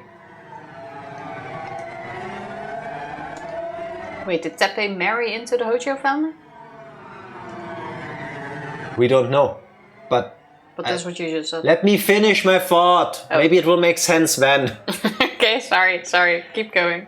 The damn construction worker dies. The guy that married into the Hojo family, the stepdad, dies. After that, the priest dad. After that, the aunt. We don't know with the aunt. We don't know how she entered the Hojo family. We don't know who the first Hojo is. But that would make sense, because after that it's Tomitake, who lives in Tokyo. He comes here to take pictures. With 4 out of the 5 targets, we know that they came from outside of Hinamizawa. Except for that. Just go with this. Just go with it. It will make sense in a moment. But we'll take it. And a person from Hinamizawa goes missing. So first, the person with an arm, then the Hojo mother, then the Furude mother, who was from Hinamizawa. It was the husband that married into the family. Then the nurse. No, we're skipping one. Satoshi. Oh, Satoshi, true. The one we're in right now. This is why you don't listen to Tifa. And then Takano, who is from Hinamizawa, I believe. This is the connective tissue between the cases. Yeah, makes sense so far. I just don't know what that means. Because I feel like this is important. Well, I do get the feeling right now that the people who got demoned away, triggered by Satoshi in this case, are the one that have committed the murder. I feel like... Write that down. I feel like what I just realized is super important. I have the answer, but I don't know what question I need to ask. What did you say? That the one who got demoned away is the one who committed the murder that year. No. So you think Taka no killed Tomitake? Yeah. Alright, the one who gets It's a connection. demoned away is the murderer. Alright. Higurashi is basically Jeopardy. What is the question? I'll take things that may have happened for 500, please. I feel like this is super important. But that leads to another piece of information. Why does Rika die after year 5? Well, I think Rika's death is somehow going to answer what is actually happening, because on Rika it sometimes seems like some ritual is being performed, like in the previous chapter where she's naked, cut in a specific way. Some inside parts are missing. She is being killed in the way of a Watanagashi. Basically, the entrail thing, yeah. That has to have a meaning. That has to be super important. That the death we see in the beginning of the chapter is Rika. Yes, but why? Well, that is a good question. But I think Rika is gonna be something that connects it together, but I don't know how. Rika seems too important. Let's carry on. I feel like my brains just went into super speed mode and now we're like... It's like the numbers, Mason. Yeah. What does it mean? I finally understood it. 6, 9, 4, 2, 0. And then I dab. Oh, now that you actually mention it, Jack posted a completely random picture, but a random topic. But Jack posted a picture on Discord yesterday where it's about, like, if you imagine something in your head, what do you see? What do you see? And then in like 5 different stages. I cannot imagine anything. No, she's leaving out the most important words. It's like a scale. It's an infograph about aphantasia. Some people, or everybody, if you think of an apple, if I'm telling you, please imagine an apple. How do you see the apple? There are people who can see the apple in great detail, like lifelike or hyper-realistic. And then there's different scales up until ultimately you get to people who they know they see an apple, but they don't see an apple. They just cannot imagine it. But they know what an apple looks like, but they can't picture it in their head. Basically, that's me. I cannot picture shit in my mind. But now that you did the like 6, 8 to whatever, if you actually 69, 420. Like, how can you not know these numbers? I didn't pay attention to which numbers you were spouting. I'm just repeating some numbers. Do you actually see like the number sequel in your head too? If I want to, yeah. I can see it on the wall. I can see it just in my head. It's kind of fascinating. I never stood still that people can actually picture things in their mind. Yeah, that's a mnemonic device actually, where you, in your mind, you place information around the room so that your mind, your memory connects them. That can help to recall things. Must be the crack or the laundry detergent. I'm plucking parts of my brain. Wouldn't be shocked. Anyway, I was just wondering. Now you may continue. No, you may continue. I may continue. You're the main character. I continue. Satoshi-kun's smile faded away in my mind. End of scene. Satoshi-kun disappeared. Not only that, the reason for his disappearance also disappeared. It must have been done by human beings. I can't accept that he was demoned away. Notebook, page 43. Do I get a point because I called the end of scene? No? Okay.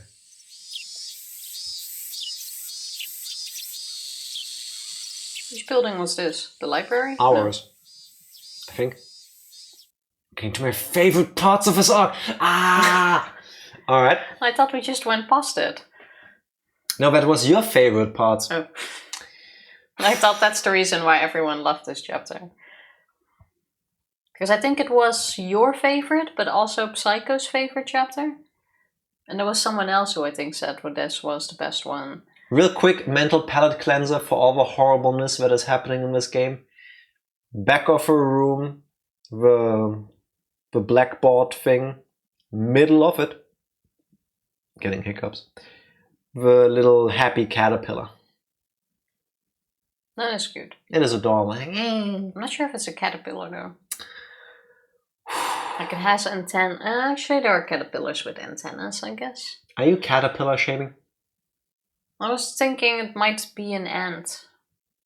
Ants don't have 3 pieces of body, do they? Usually it's 2. Actually, can be. It's a cute thing. It's a creature. Yeah. The nail scene is what starts picking up. From a thriller perspective, I have to say this is probably my favorite chapter so far. It doesn't stop. It just keeps going. Unlike us. Well, let's press A and see what happens after. I moved from one chair to another because the air conditioning was too cold. I moved with my notebook, my pen case with a bunch of keychains, and my cup of milk tea. I did it all in one go. I sat down in a new chair, then opened my notebook again, scribbled my thoughts, and sank into silence. So this is where she writes it. The series of mysterious deaths. Dubbed the Curse of Oyashiro-sama.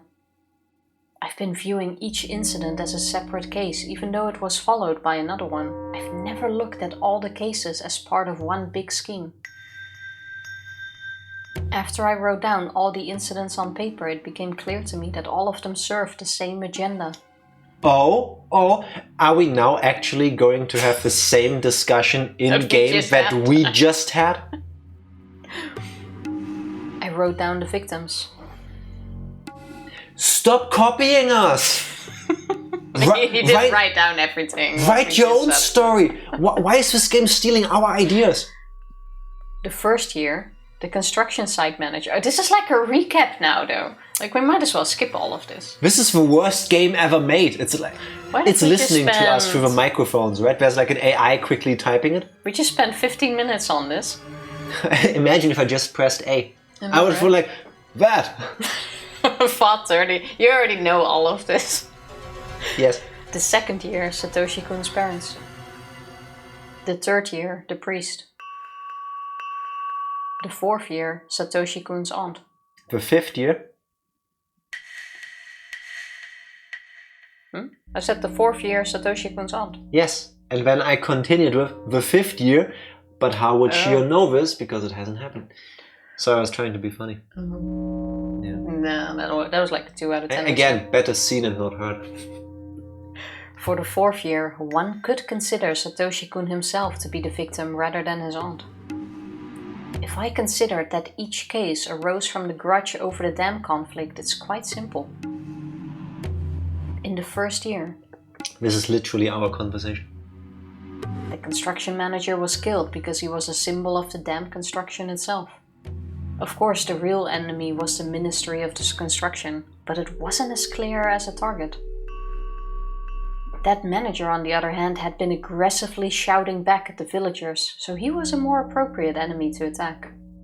If Oyashiro-sama had really cursed someone, it would have been the officials from the ministry. It's apparent that the target was selected based on the villagers' preference.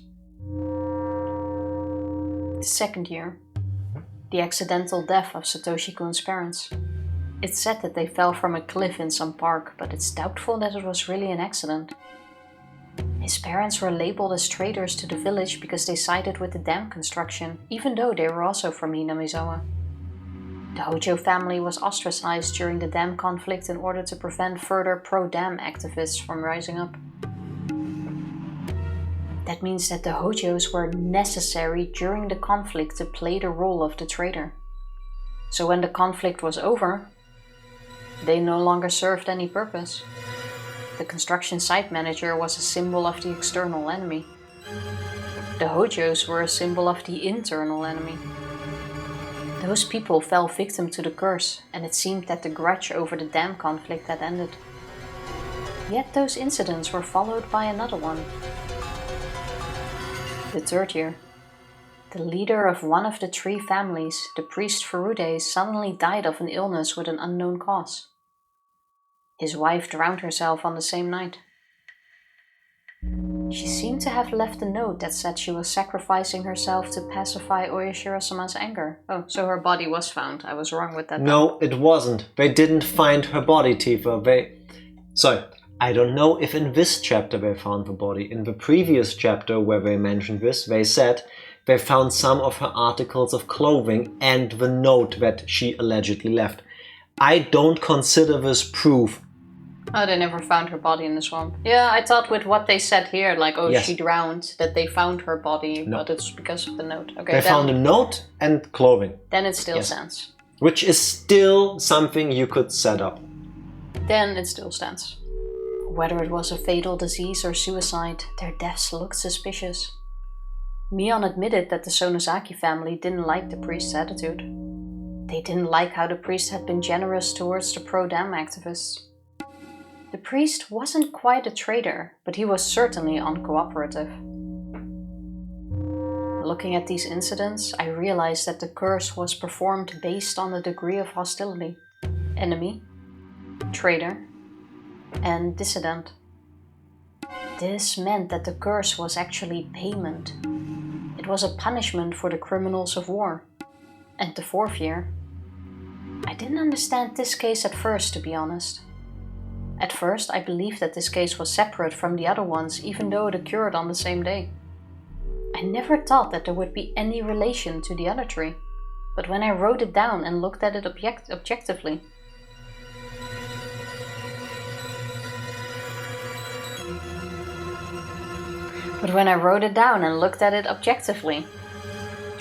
You're welcome. the victim is a relative of a traitor. After enemy, traitor, and dissident, relative of a traitor doesn't sound too odd. It comes naturally as a fourth target.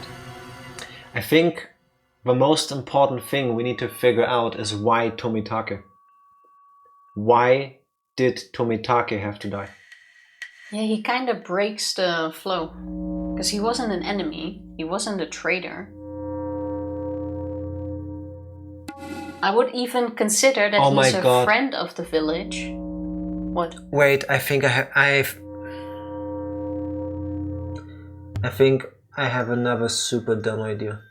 On Tomitake or in general? Yeah. It's not Tomitake. It's not Tomitake, what? The murder victim of the fifth year is Rika. But that breaks... Tomitake is unrelated to this. But that breaks the curse, because there's always someone who dies on the night itself too. And Rika doesn't always die on the night. Leap year. Nah. Doesn't make sense. I can agree with you that we need to find out, or that we hopefully will find out as well, why Tomitake is in the list. Because like I said, I think he's more of a friend of the village. Takano kills Tomitake with that super drug. Takano is the one that jumps on the bandwagon. Nobody cares about Tomitake. Nobody does. Wait, Takano also dies.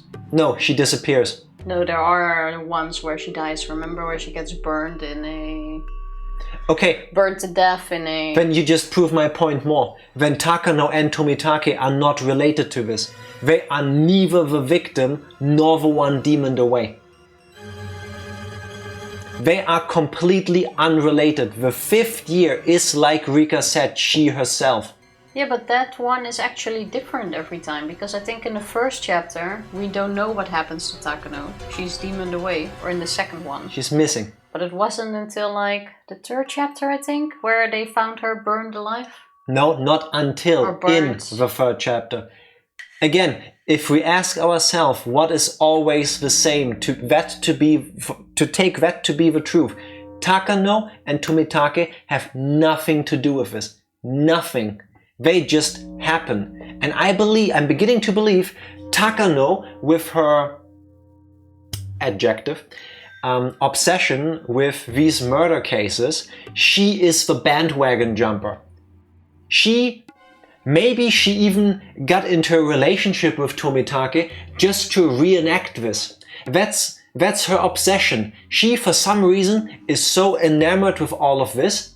She takes a drug along from the hospital, she injects him with it, and then she also dies.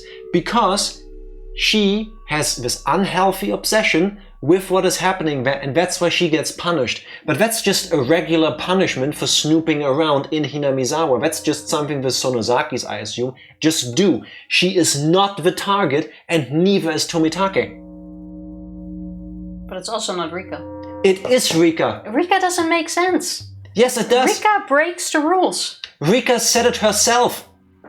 Rika is the target of the 5th year. No, she did not say she is the target. Rika said she will die. Yes, that's what I mean. Those two things are the same for me. No. Saying you will die, they're synonymous. or saying you will die and get murdered around the same time, and saying I am a target of the curse as well, are completely different things. Like I said, her not dying on the night of the Watanagashi breaks the rules of the murders that have happened in the previous years. Welcome in, Yaya. Happy Sunday. How are you doing?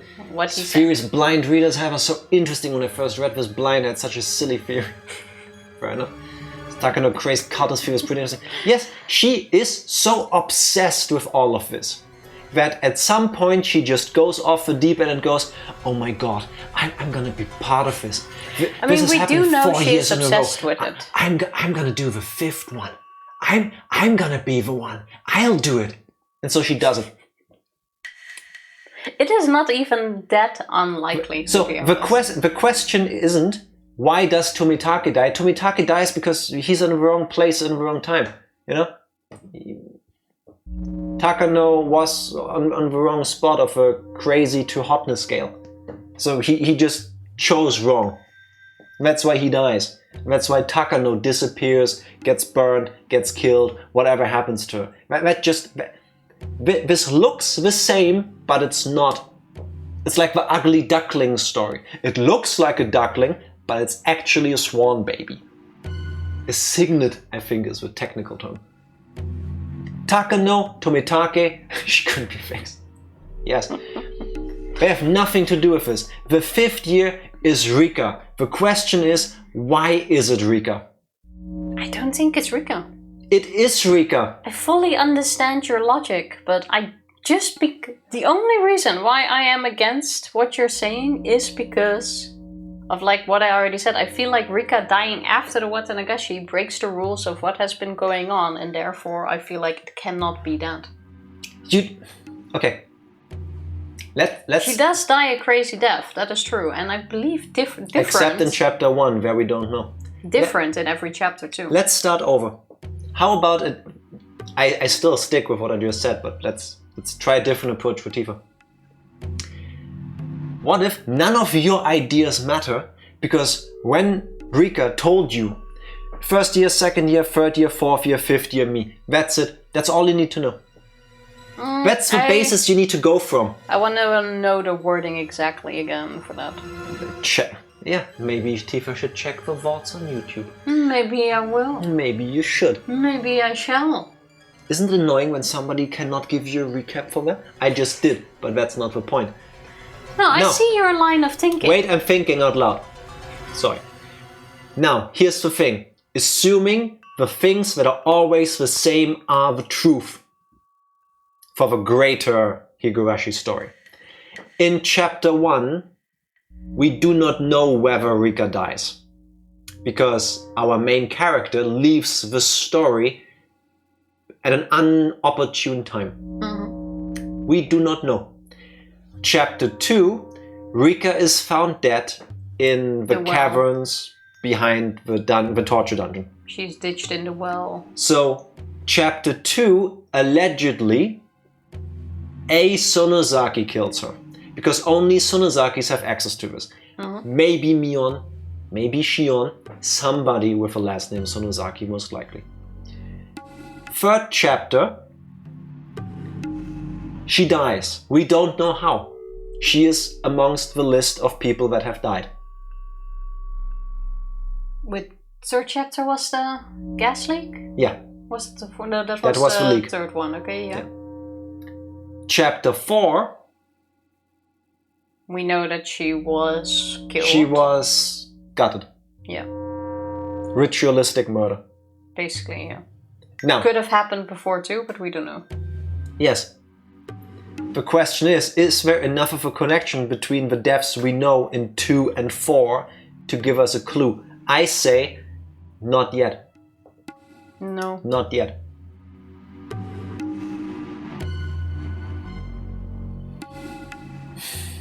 You're welcome. Thank you everybody for coming to my TED Talk. I'll keep it in the back of your mind. I think you could be onto something with Takano, but not convinced about Rika yet. Wait, I'm gonna write this down. Takano, kill Tomitake, bandwagon, crazy cultist, whatever. But this has nothing to do with the curse. Alright. You ready? Are you? On the day the villagers worship Oyashiro-sama, their guardian deity, the criminals of the dam conflict have been punished by the curse. Just like how I was forced to pay at the Sonozaki house, the criminals were made to pay as well. After writing these things out, I started thinking that the fourth incident might be in line with the series of mysterious deaths after all. Okay, here we go. Whether it was Satoshi-kun or the dopehead, it seemed that they were forced to play the role of a murderer as a part of a bigger scenario. Even if Satoshi-kun was the real culprit, even if he killed his aunt because of an ordinary grudge, the murder seems synchronized with the grand scheme of the series of mysterious deaths in Hinamizawa, which is a payment plan for the war criminals. That murder was the result of his pain. But what if somebody planned that as a part of a scenario? For instance, somebody might have suggested to him to kill his aunt on that day, that night, at that place. I had no doubts that Satoshi-kun decided to kill her in order to protect Satoko. But did he really reach that conclusion on his own? Satoshi-kun was optimistic and somewhat detached as far as I know. Would he really have considered murdering his aunt even if it was to protect his sister? I think so. Hence the whole little detracty kind of... He saw the thing in the trash, he went over to the little forest area, he made sure he would find the space again. Yeah, but the bushes. The question is, was the idea planted or not? Because you can come up with all of that after I plant the idea that you should kill the aunt. Couldn't it be possible for somebody to have chosen the aunt as the 4th year's murder beforehand? And they used Satoshi-kun. And Satoshi-kun was eliminated because of his connection with them. Looking at it that way, the murder of the 1st year resembles this case. The main culprit behind that case hadn't been found yet, dead or alive. The other culprits testified that their fight had turned into a slaughter. But wouldn't it be possible that the main culprit had manipulated the situation? What if he had been told to kill someone on that day, at that time, and in that place? I'm certain. The first murder resembles Satoshi-kun's case very much. So the question... Does she not know about the dismemberment part? She knows. But the fact is, he's still missing and someone did still kill him. Doesn't matter how. Alright. What if the one being controlling everyone is the director? Yeah, it's been dropped once. I figured that would be important, but the question remains, who is the director? It's never been mentioned in any of the other chapters again. Yes, but again, we also haven't looked through the eyes of a character who has been drugged. So, did that mean Satoshi-kun was being controlled by somebody else? Ooishi had presented me with a hypothesis. There's that word again! Oh my god! Hypothesis. Hypothesis. Why can I not say that? Because it's big in Greek. I like the Dutch word better. Which is? Hypothese. Yeah, it's the same thing, just make it sound English. Yeah, but that's what I want to say. Don't. That's where the hippo comes from. This is not the right moment to make this a bilingual stream, Tifa. You can't just say the hard words in Dutch. Ooishi had presented me with a hypothesis that the Sonosaki family made Satoshi-kun disappear in order to end my relationship with a murderer. But when I read the notes I wrote down, his disappearance didn't seem too spontaneous. It seemed like part of a bigger plan. Since I'd unexpectedly gotten involved in that plan, I had to be separated from him. Then Satoshi-kun was demoned away as planned. At first, I also believed that the Sonosaki family made him disappear because they didn't like that I was in love with a member of a family of traitors. But something didn't add up. You know what this reminds me of? Conspiracy theorists. I mean, yeah, it's kind of how it starts. I mean... But she has a point. I don't blame Shion. I mean this completely without any judgment. Similar to what we just went through multiple times already today with the whole theory crafting. When you have a theory, everything gets put into that frame. So her now thinking, oh, it's because of this. And then this makes sense because of that. And then this works like this. You stop seeing the world as it is and you start seeing it even more through the more and more narrow vision of your own. Oh, yes, because you try to connect the red wire to all of these things that you also want to see sometimes, which is exactly what we do. I think the really important part is to remember that I think that's a human thing to do. You know, you have a gut feeling and then you go, oh, then this has to be like that. We just did the same things. The important part is to go okay, no, I realize my mind is being narrowed, so I gotta be open to the possibilities. That's why you don't try to prove something, you try to disprove it. If you can't, only then you can be sure that the thing is true. Yes? Well, there's no disproof that there aren't any lizards in the government. What? Yeah. I'm pretty sure there are governments that have lizards in their buildings, but what? Isn't there a conspiracy that half of the government is made out of lizard people? Yeah. Yeah, but you said lizards. Now I was thinking lizard a cute little gecko. Lizards. Everyone knows the conspiracy theory. Yeah, but I hate that. That's why I didn't even want to go there. No, yeah. I actually know someone who believes that. Why? I do not know. I'm not gonna go into that hole. Conspiracies places the burden of proof on the accused, not how it works. Yeah, but it's easier that way. It's easier that way. That's how Tifa I give her crap for this every single time she does it. She goes, no, I don't believe that. Prove that to me. No, you need to disprove me. Sometimes it's the other way around. No. You spout crap. Show where your fact info comes from. Innocent until proven guilty, not the other way around. Thank you, Psycho. Thank you. Yes, bad. No, you can't just say, no, prove it. No. That's exactly. Remember how we started the stream with the laundry detergent story? And you were like, oh, proof that it's not. Proof that it's healthy? So you can't prove negatives. Have you met Tifa? But we can try. But yeah, regardless. Something didn't add up. Something felt strange. I wasn't the reason for his disappearance after all. At some point you start falling into such a deep hole. Yeah. Even if I never met him in the first place, Satoshi-kun was supposed to kill his aunt in June 1982 and then disappear. Now that I see the number 24 in the background, isn't that also the movie from Jim Carrey where he goes into this whole thing? 24 or was it 12? I forgot which movie, but yeah, it has a number for a name, I believe. Yeah. I think it's actually 24 where he also starts so connecting. good in that movie. That one was brilliant.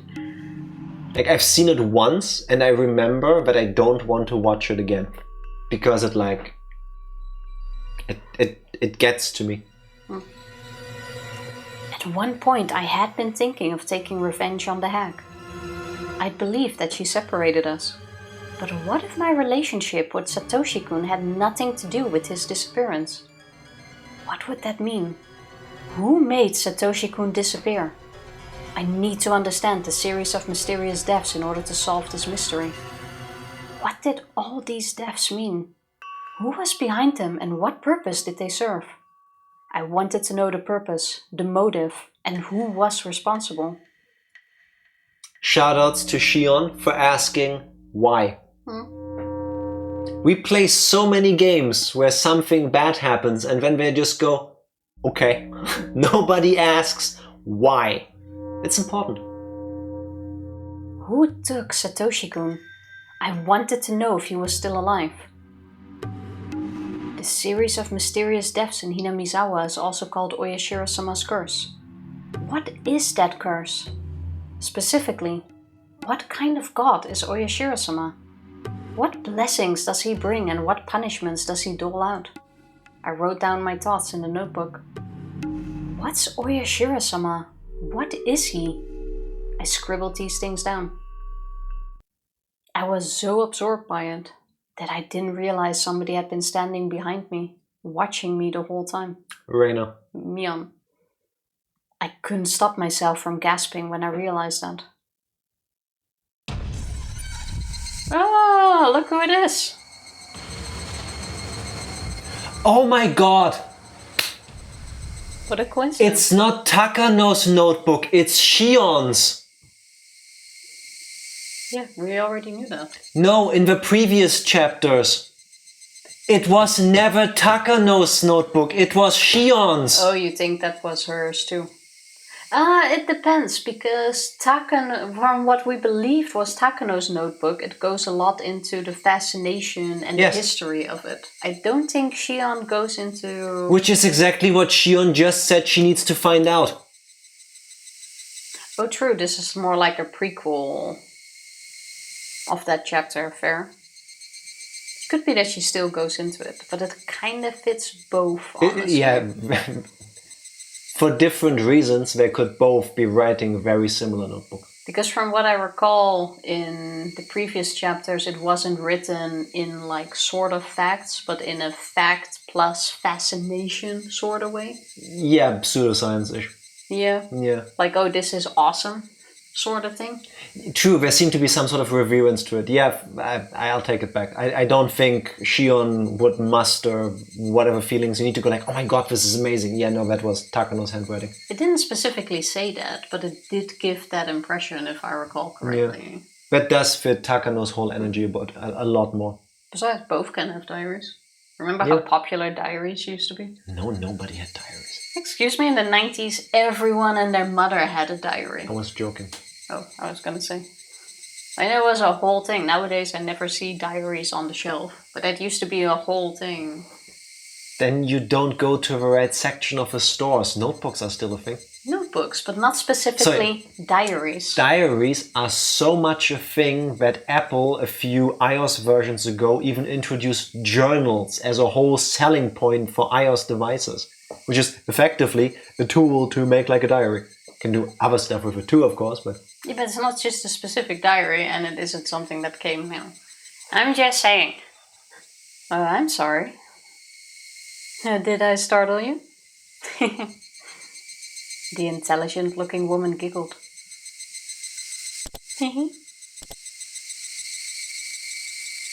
She looks intelligent because she has a huge bow on her sizable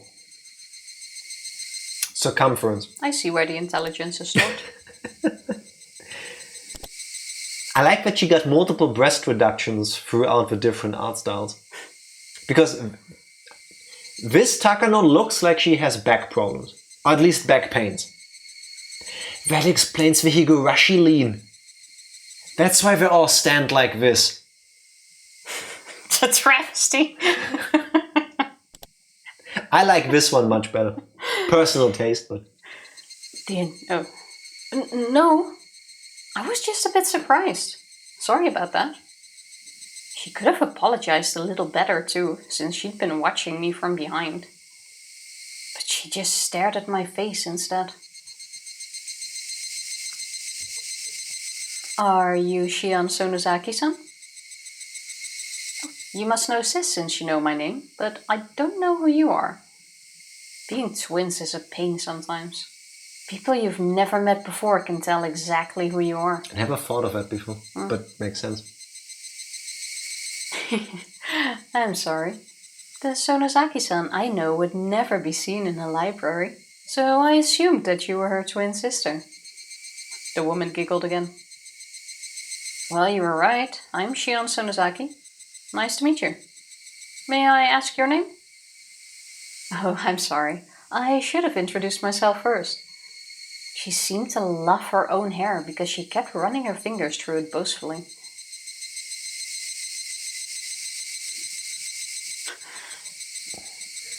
The twirly thing. The flirty twirl. This looks so dumb. Why did I do that? Here, you take over. I had a feeling you would regret it. Need to fix my hair. What is it? Spacebar? No, it's enter. Oh. I'm Mio Takano. You can call me Mio Shion-chan. I didn't know we were on the Shion-chan phase already. Thanks, Taka. Beautiful. Nice to meet you, Takano-san. Shut down. Her condescending attitude bugged me. I hate meeting people like that. Same.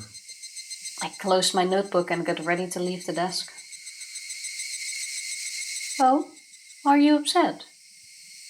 Well, thank you for your concern. I like to be alone when thinking, so I'm moving to another spot.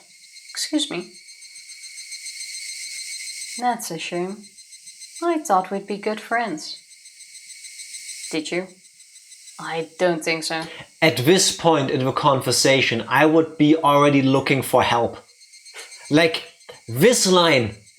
That's a shame. I thought we'd be good friends. Why? Like, who are you? I finally met someone with the same passion. A fellow researcher of Oyashiro-sama's curse. So now it also kind of makes sense that that was her notebook. Let's compare notes.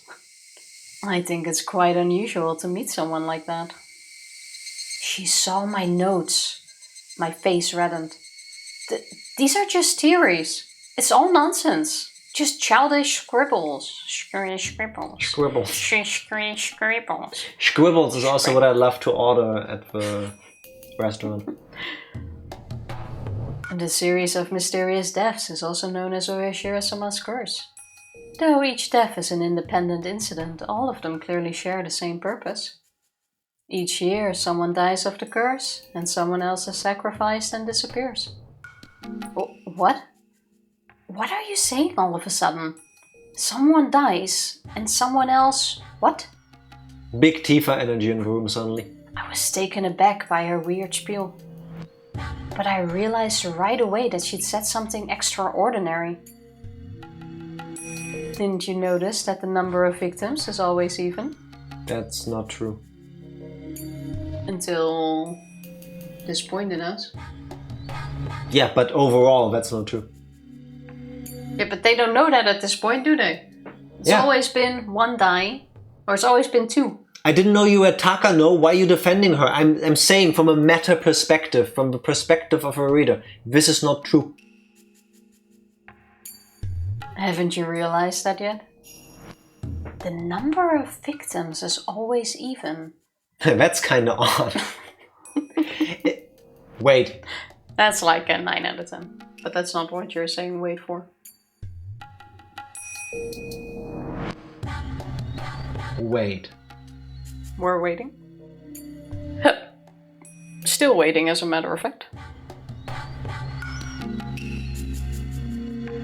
How long do we need to wait? Does that apply to Rika? Rika hasn't died at this point yet, so... Well, oh my god. So the answer is no. Okay, so Takano. Tifa, I need Tifa back. Please. Can I speak to Tifa? Thank you. So from a meta perspective, again, you know, outside of this scene, just I feel like I need to like use even more words than usual. So would Rika dying count as 2? Why would it count as 2? Because Rika is also the reincarnated Oyashiro-sama. No. First, that doesn't count as 2. Or maybe this is trying to tell us that Rika is unrelated. Or maybe it's in this direction. Or maybe these are the crazy ramblings of a crazy person. But maybe there is something to it, which is what I'm trying to find out. Could you count Rika as 2 people? No. Why not? Why would you? Because I assume that there is a Rika, and I assume that if Rika didn't lie to us and she is Oyashiro-sama incarnated, then she is also Oyashiro-sama. Then you count as 1. Therefore, Rika dying technically takes 2 characters out of the story.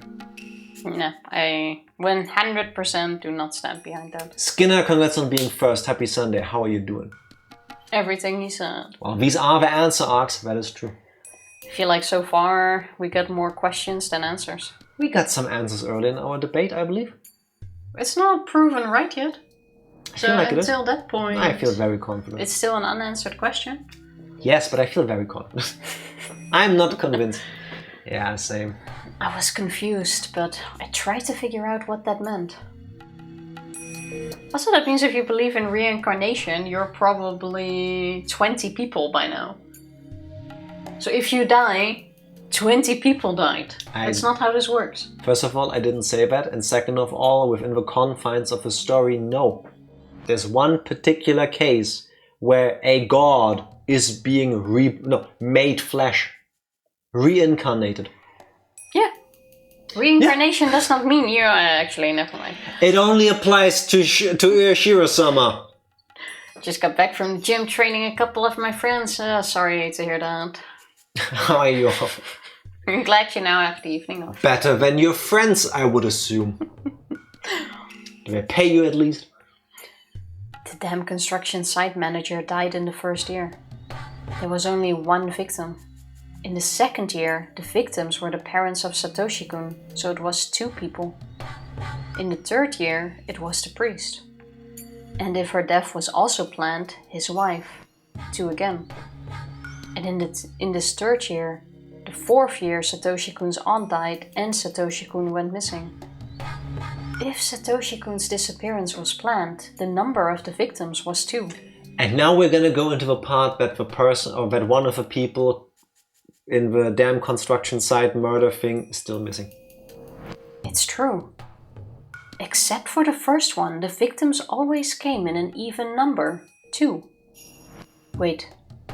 I had just concluded myself that the first case resembled the fourth one. The main culprit was still missing. He might have been demoned away just like Satoshi-kun. There you go. Could see the life leaving him halfway through one of the strength exercises. Yeah, that sounds very... I drink to what is left of your friends. Absolutely horrible. See? Doesn't it make sense now? Takano-san sounded like a teacher who had showed me how to solve a difficult math problem. I wasn't quite convinced, but I couldn't deny what she'd said either. Did I give you enough hints? I really would have enjoyed a conversation with you, but I think you prefer being alone. I'm sorry that I wasn't respectful, Mio-san. Suddenly we're friends. Please call me Shion. Ah, disgusting. She seemed content that I changed my attitude. She kept giggling for a while. She didn't seem that reliable. I didn't want to be acquainted with her for too long. but I don't get to talk to people very much. And what she said interested me. Let me introduce myself again. I'm Mio Takano. Call me Mio. Pleased to meet you, Mio-san. I'm Shion Sonozaki, Mion's twin sister. Please call me Shion. I took the hand that Mion-san held out as a sign of reconciliation. You can say reconciliation just fine, but not hypothesis? But hypothesis is a weird word. You just said it fine. And I keep Yeah, because I don't read it. What? That's where I go wrong. Besides, I often mispronounce words that I know, but because I'm reading it, somehow I change how I say it. Are you sure about that? I am pretty sure about that. And... No, I feel that. Sometimes I just trip over what I'm actually reading and how I know I say it. Yeah, and when your eyes are already a bit ahead or still... Exactly. Yeah, I get it. Please tell me more. You said that there are always 2 victims. One dies due to the curse and the other one is a sacrifice? Always 2 there must be, with a sieve.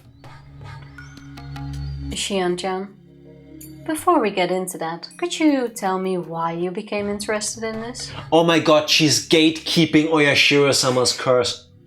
She leaned over and looked into my eyes. It was kind of uncomfortable. Mio-san, how much do you know about me? I guess you have an idea if you know my name. I don't know much. Just that you recently returned from a boarding school. I see. So I think you can imagine that I want to know about the series of mysterious deaths that happened while I was away. I'm just curious.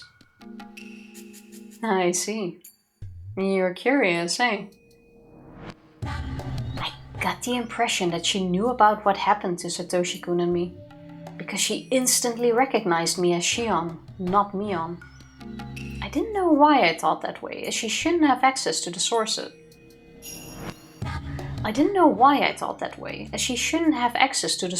That, for instance, Ooishi does. But she does.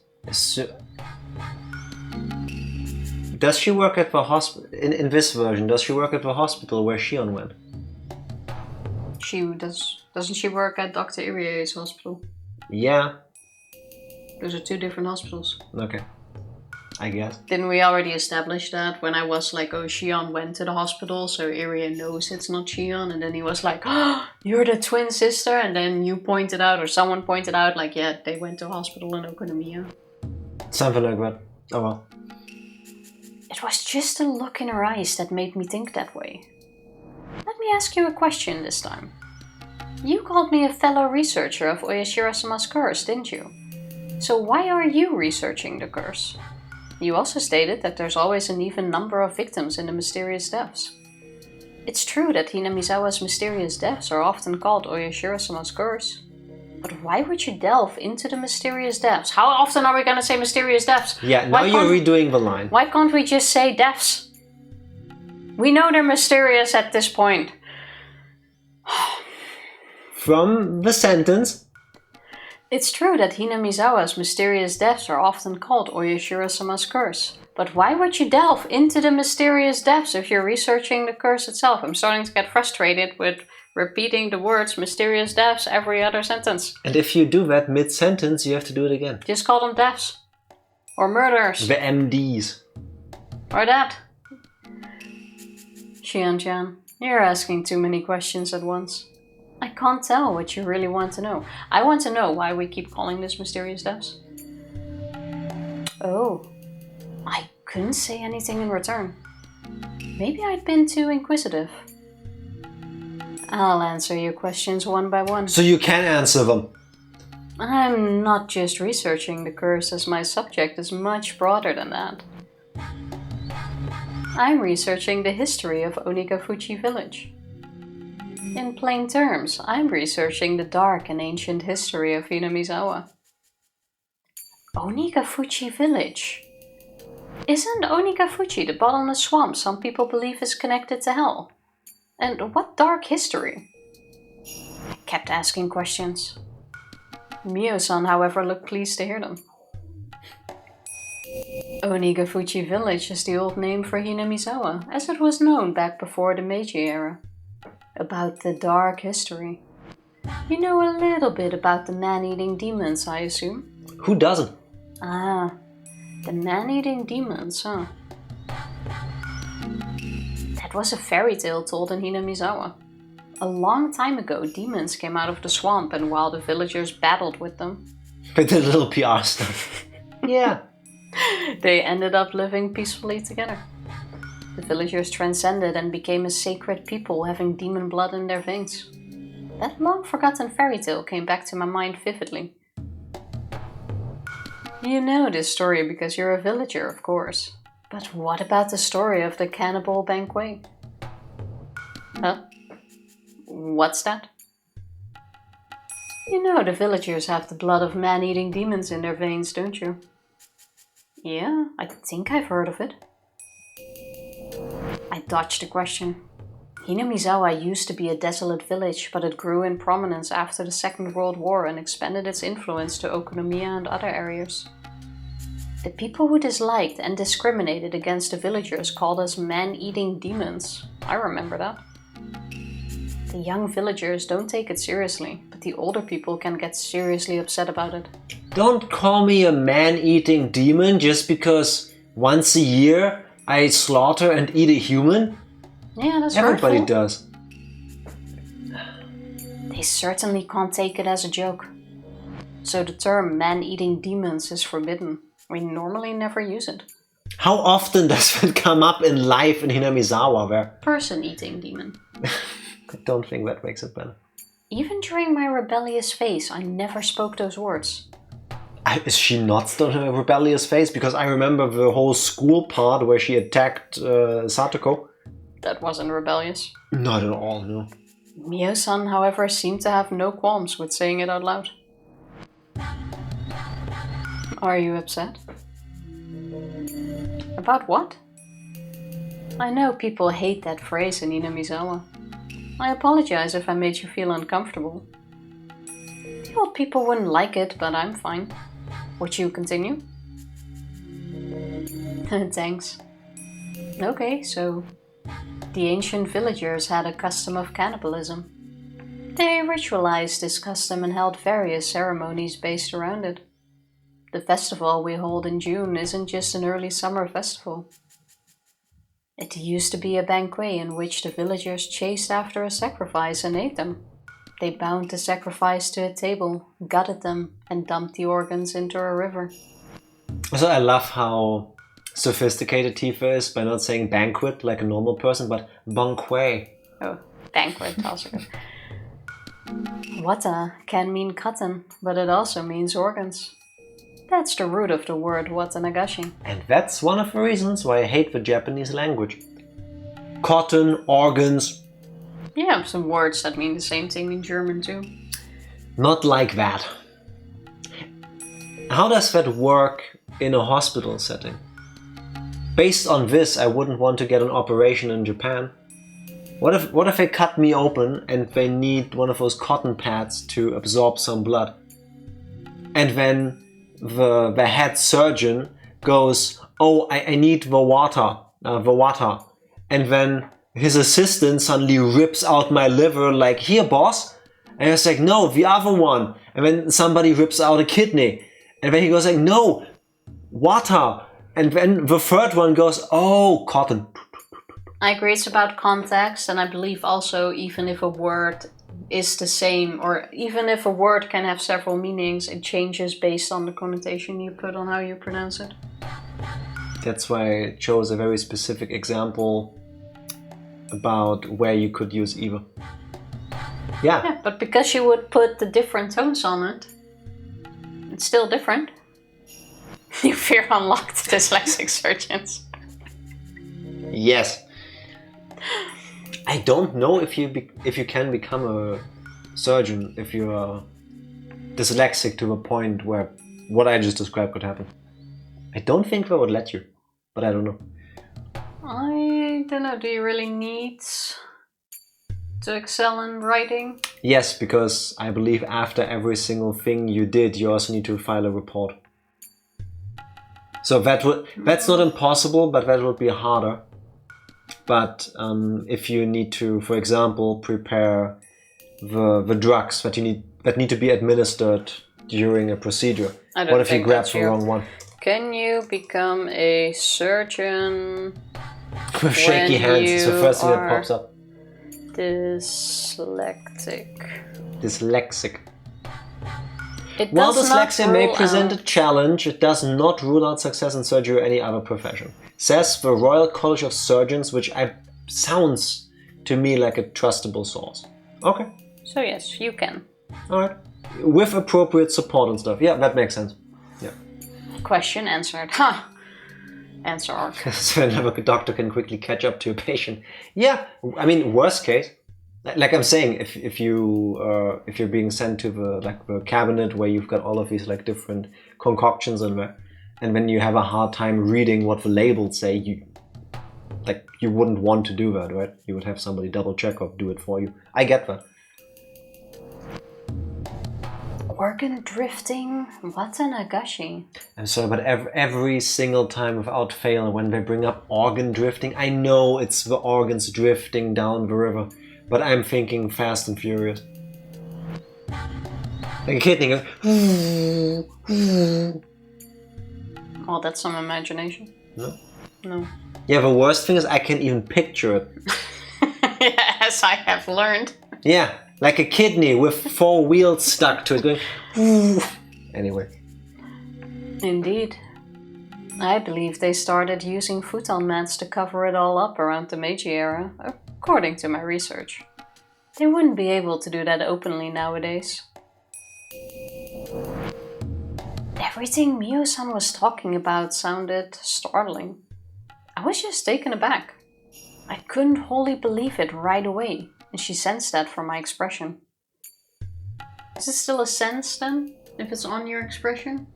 Yes. It's not a hoax. I didn't make any of this up. If you promise not to tell anyone, I can show you my notes on what's an Higurashi. Mio-san took out a notebook from her bag and flipped through it. I'm sorry, but if you need to preface it with, don't tell anybody about this. I don't want to see your notebook, or I want to talk to the police after I saw your notebook. I absolutely want to see the notebook. She appeared to be doing her research thoroughly. Thank you. I'd love to read it. Sure. I'd like to keep it confidential. But I guess I should share it with my fellow researcher. Mio-san handed me the notebook a bit hesitantly. It looked like it'd take a whole night to finish reading. It was densely packed with information. I saw copies of various documents and quotes in there too. It wasn't just some delusion of hers. Oh, trust me, those can be the same. She diluted the documents and the quote I diluted. You told me that one person dies because of the curse and another person is sacrificed and disappears, right? A person is sacrificed and disappears. Satoshi-kun had gone missing. Did he become a sacrifice? What is a sacrifice anyway? Mio-san looked pleased to hear my questions again. She took out another notebook and handed it to me. Oh, on this, on that, and on this. I think you'll understand once you read it, but I'll give you a digest version.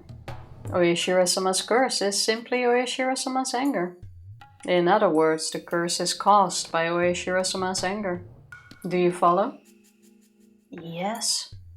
You're saying that Oyashiro-sama was mad at the people who opposed the village during the dam conflict, and that's why the curse occurred. That's right. Oyashiro-sama's anger has to be pacified. If not, something even worse will occur. So all the successive priests at the Furude Shrine had to perform a sacrifice every time the curse struck in order to pacify Oyashiro-sama. Which also explains why some of the disappearances happen like 1 or 2 days later. Okay. They might not be able to get to it right away. But it can be a ritual performed later to pacify him. I think that might be a minor detail. Yeah, I'm not saying it's a big thing. But I'm saying it explains. If they go like, okay, someone has died because Oyashiro-sama is angry, Then after that, people have to go scramble and find a sacrifice. Yeah, I guess. To please him again. If that is the case, yeah. Yeah, but in this reasoning. It's called a sacrificial ritual. So each year on the day of the Watanagashi, one person dies because of the curse. And another one is sacrificed to pacify Oyashiro-sama's anger? But only one person is actually murdered each time. I've never heard of human sacrifices being made. Oh, Shion, you must not have looked at history books a lot. Yeah, but in the current history. Yeah, fair. Naturally, there's no body. The ritual of sacrifice requires the offering be sunk into Onikafuchi swamp. That swamp is bottomless, and no one would ever surface. Once they were thrown in there.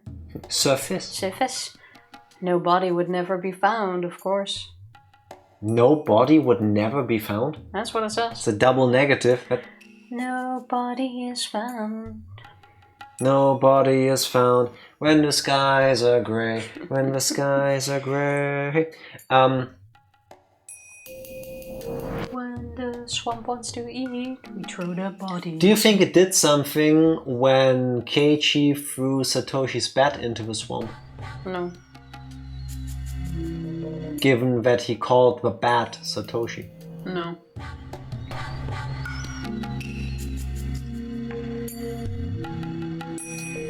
So, one of the victims is always thrown into the swamp every year.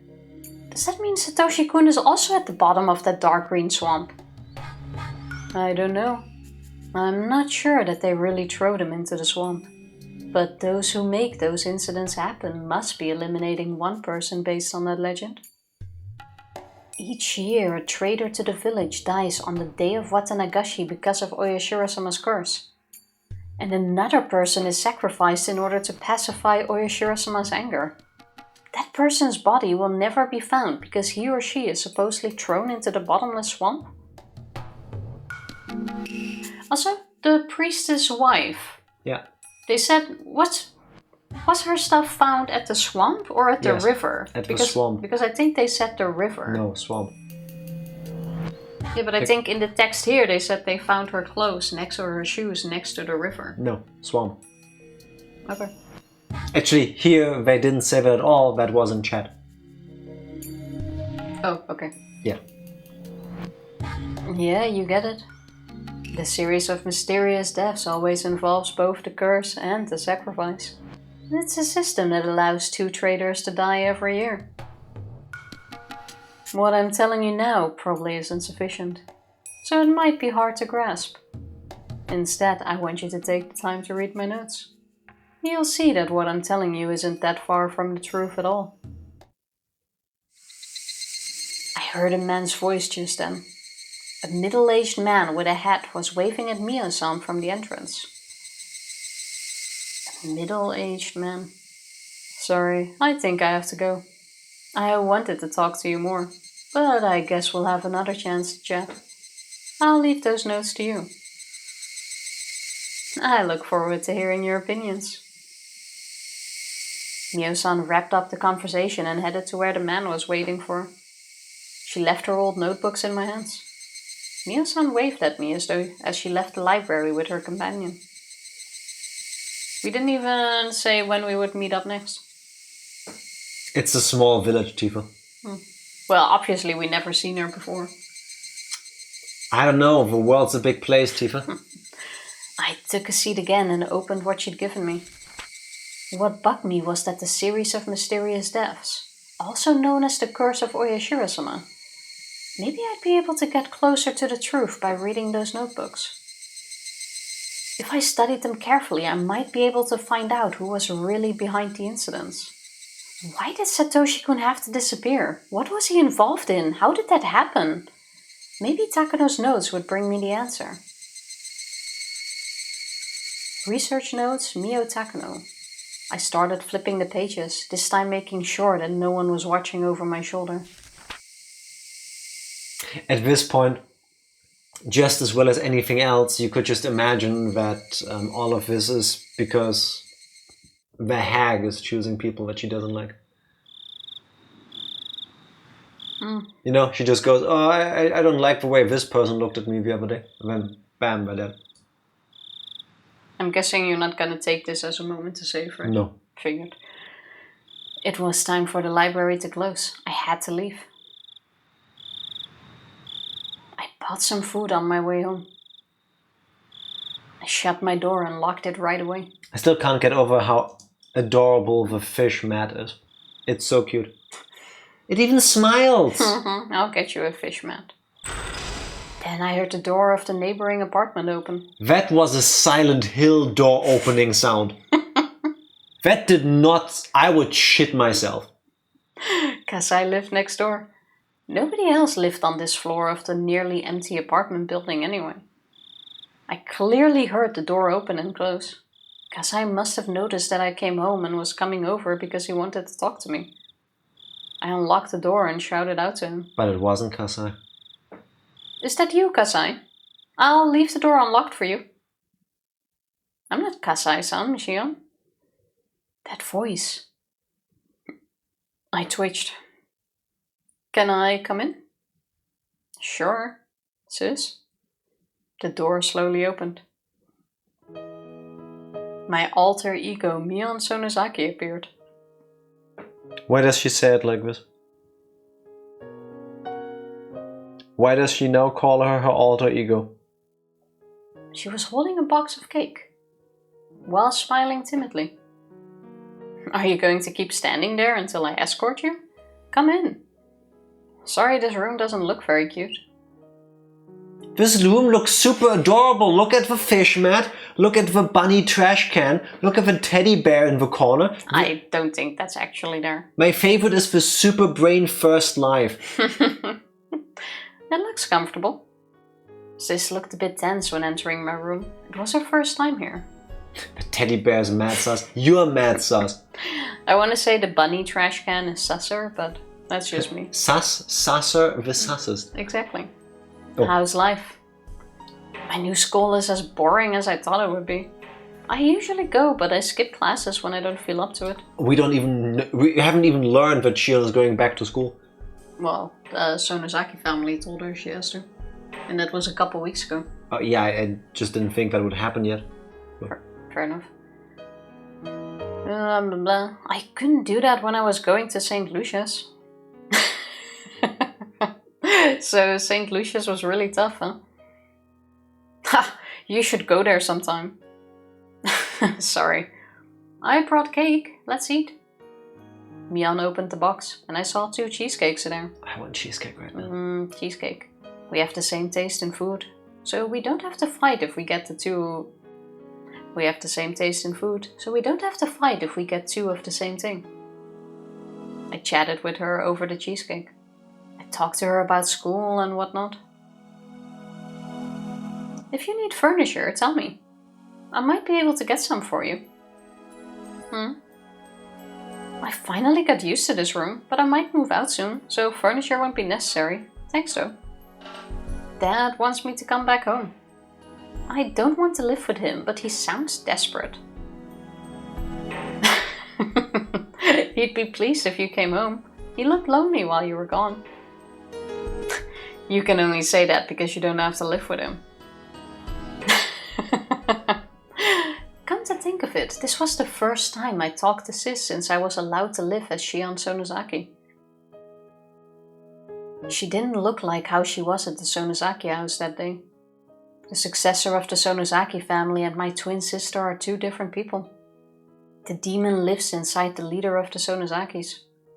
Our bodies are exactly the same, except for the tattoo of a demon on her back. Ha! She does have one! We still haven't seen it. It is definitely here! Mion's destiny as the successor was set in stone when she got that tattoo. Calling it now? And we already have several about the tattoos in the Shion beginning. also has a dragon... has the same... Haven't we seen Shion from her back? No. Shion always wears a top with, what do you call them, spaghetti thingies? You would have seen it. Makeup. Makeup. So we don't know where on the back. The bag is big. Covers the entire back. Didn't say that. Yeah, not here, but we know. No, we don't know because it was never explained. That was definitely explained before. No, it wasn't. Absolutely have You been. see, mental... Yeah, do you hear that? Do you hear what she spouts? We have already heard in the previous thingies that the tattoo covers their entire back. I'm pretty certain of that. And then we are supposed to take her seriously. I don't know. It's rough. It's a hard life, but I chose it. And Shion always wears the tops with the spaghetti thing, so you would obviously see if she had a tattoo on her back, because those don't cover all of her skin. Makeup. So the makeup. Just press A and shut up.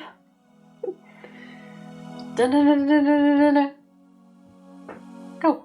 Press A. You haven't read that line. I have. No, you read the previous one. No, I did not. Yes, you did. That's how I got into the argument, that I said that it is confirmed. Trevor wear normal shirts forever than bothering with makeup. Yeah, that too. Press A. Thank you. It's pretty simple. The Mion from that night was different from the Mion before me. How do you put makeup on your own back? Well, that's with a stick. Want to bet? Like one of those scratching hands. You just put the makeup on a sponge and then rub it over your back. That's exactly how you imagined it. 100%.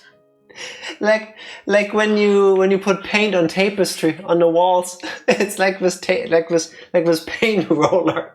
You just like a back scratcher thing. But with a roll at the front. Like she dabs it into the stuff and then she has to wait like half an hour for it to dry and settle. When I was forced to tear off my fingernails, I momentarily despised her. But if I were the next leader of the family, I'd have done the same. Like I despise Tifa's furies, because mine are way better. Shion, how are your fingernails? The wounds have closed.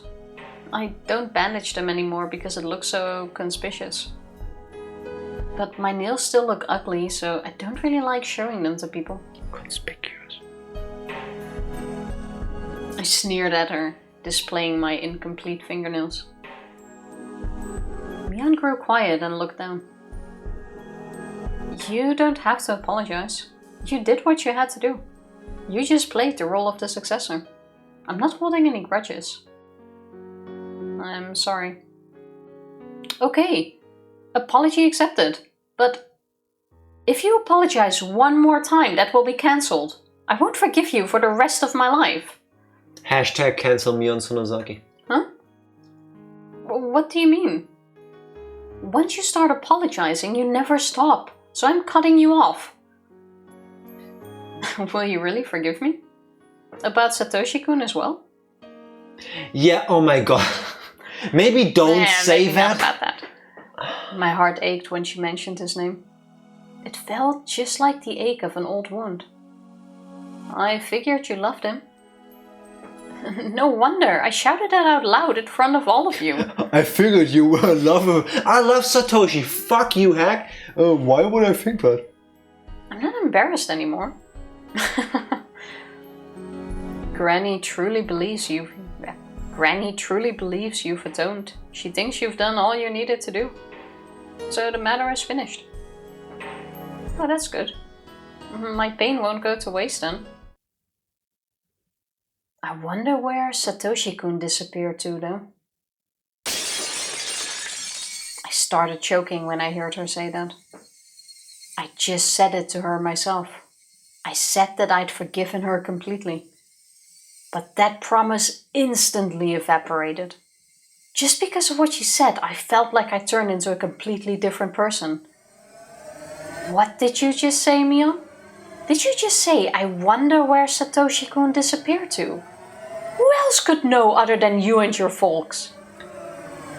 Real quick, look at the teddy bear now. Now it looks. Now it looks sus. Or the sussest. Yes. What did you say? Where did he go?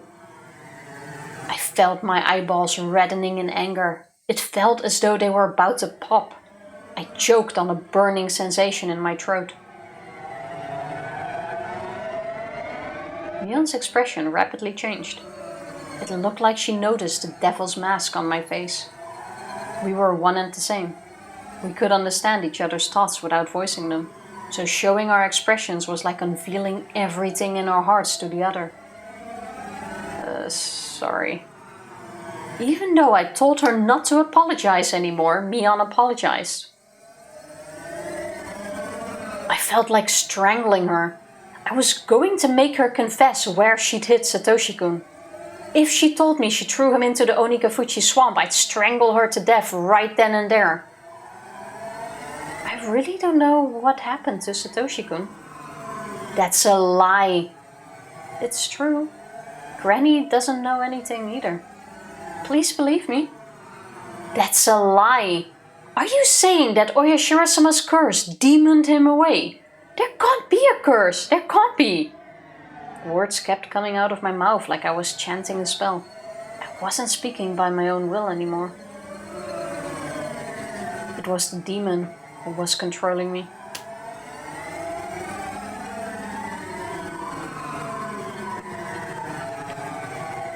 Demon is not Oyashiro-sama. Wait. It looked like she's noticed the devil's mask on my face. We were one and the same. We could understand each other's thoughts without voicing them. Does that mean that Mion also has these, I don't know what to call them, fits of wrath? Well, she had them in the previous chapters. Or that was Shion? I think it's both.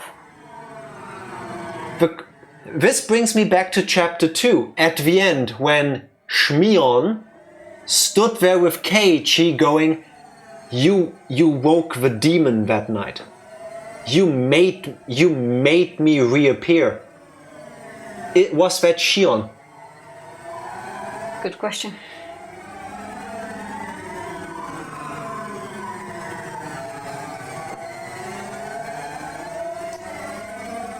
The demon that'd been sleeping deep inside me woke up and was speaking through my mouth. My hands, the demon's hands, grabbed Mion by the neck.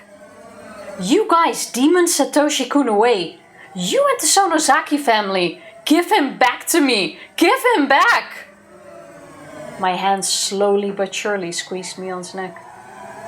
Mion put her hands onto mine. I looked at her fingers. 3 of the fingernails on her left hand looked as ugly as mine. Mion? What's this? Tears rolled down her cheeks. She didn't have to answer. She had the same scars as I did. She atoned as well. The way those wounds were healing looked the same as mine. So, did she get these wounds around the same time as I did? It was unfair that only you had to go through that. I felt so bad. Mion started sobbing. I stood there petrified, still wringing Mion's neck. Since I found out you loved Satoshi-kun, I really wanted you to be happy. Because it's always only you who has to suffer, even though we're twins. It didn't come as a surprise to me that Mion might also have loved Satoshi-kun as I did. We've always liked the same stuff and even the same people. She was stupid enough to feel obligated towards someone like me. I told Granny to leave you and Satoshi-kun alone. I shouted at her. Then she said she'd let you be if you atoned with sincerity. And you did. So you were supposed to live happily with him. But Satoshi-kun has gone away. That's terrible. That's... By the way, don't ever believe Tifa when she sounds like she's crying. She's way too good at this. Mion isn't smart enough to shed crocodile tears. I'm not smart enough for that. Those tears were real. Her tears dissolved my demon's anger like how the sun melts ice. Believe me, Shion, I really don't know why Satoshi-kun disappeared. Neither Granny nor the Sonozaki family have anything to do with it. Granny forgave you, so she would never do anything to him. Mion, I'm so sorry. Did I hurt you? I took my hands off her neck and held her instead. I'm not hurt. You've been hurt a lot more than me, haven't you? I shouted at the demon in my mind. I believed in Mion. I had been convinced it was the Sonozaki family that made Satoshi-kun disappear. But Mion denied it, while shedding tears. Between her and me, her tears are more convincing than any words. So I believe in her. It absolutely wasn't the Sonozaki family that made him disappear.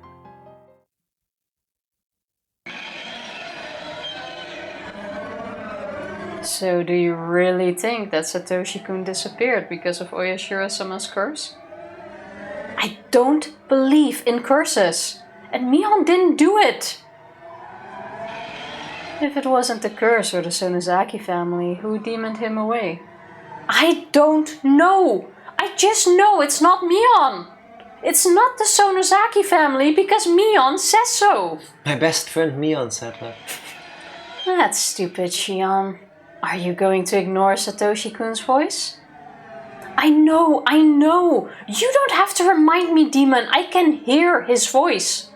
I know he's mumbling with an ambivalent expression like he always used to do, even though he knows help won't come. I'll help him no matter what. I'll save him if he's alive. I'll avenge him if he's dead. But Mion didn't do it. You just want to take it out on somebody, it doesn't matter who. But I'm Shion, not a demon. You're only a part of me. Don't try to take control. Fuck off. Don't ever show up again. The demon faded away. My body went limp, and I fell to the floor while holding Mion.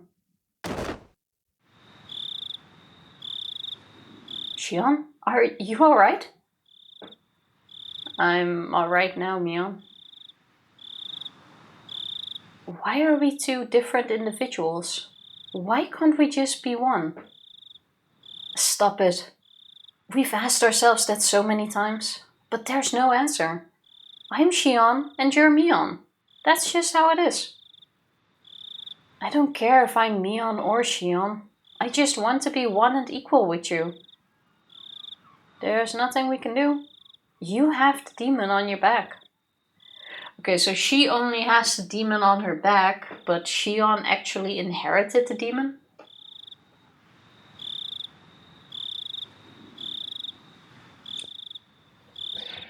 Today is a day of predictions.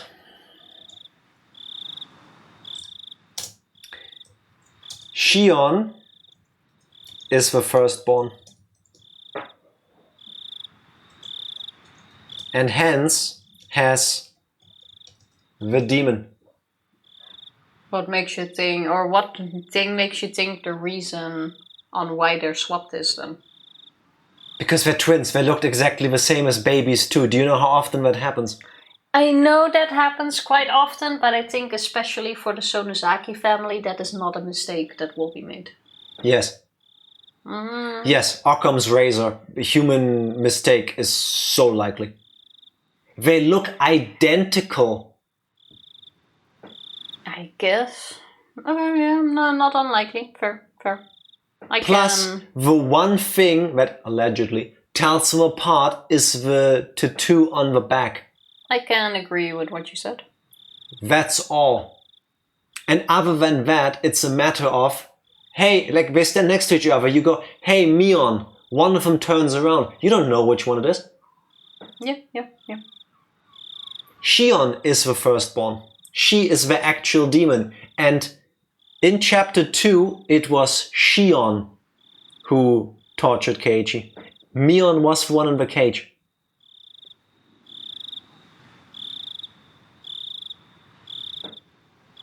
I had theories about that, but I forgot what it is. I'm pretty certain it was Shion who stabbed us in front of our house, at least. Or it wouldn't even matter because the story is really hardcore going into the whole, it's been too long, my alter ego, Mion. Why can't we be the same person? Yeah. Ultimately, it doesn't matter. I think for the sake of storytelling, Mion and Chion can be treated as equivalents.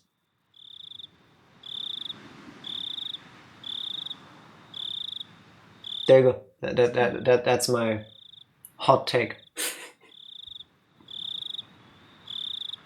Where were we? There's nothing we can do. You have the demon on your back. You're destined to become the successor, and we can't change that. I don't want that. I don't need a demon. I don't want it. I'm not a demon. I'm not. I want to be a human like you. Let's save here. I think we're almost done at the end. I really think so. Don't think so. But can give it one more moment. Mion is a demon, and Shion is a human. Even though we're twins, there is a difference between us. Was it impossible for humans to live with demons after all? It should be possible, because they did it before. That's the legend of Hinamizawa. Humans and demons lived in harmony together, as Oyashiro-sama watched over them.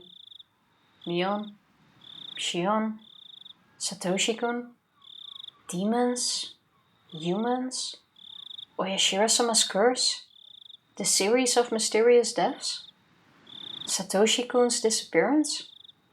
We fell asleep while holding each other. While holding everything. Called it. Oh, you're pretty good. Yeah. I have the soul of an auteur.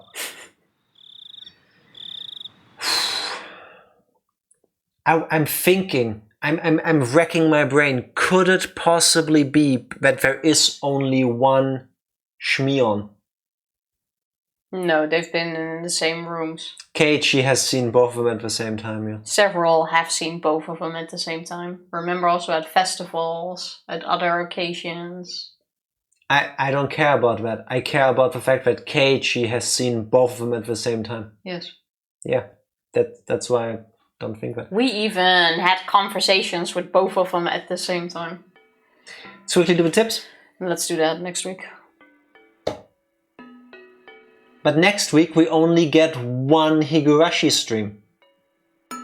Why? Because Friday is Valentine's Day, and on Valentine's Day we have a Valentine's stream. Oh yeah, true. I forgot about that. Fine, hurry up. There's no way Shion could be at school and Mira Hinamizawa at the same time, if they are the same person. And that as well. Yeah, logically, not. Jack's just spouting things again. If it's up to him, there's also only one character who plays everyone in most games we play. That's not true. Excuse me, how often have you come with the theory that someone is everyone?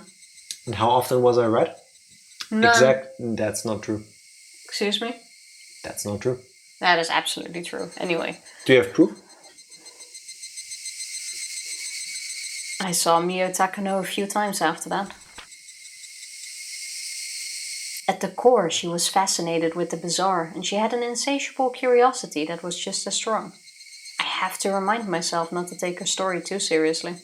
Otherwise, I might start believing that Satoshi-kun disappeared because of the curse.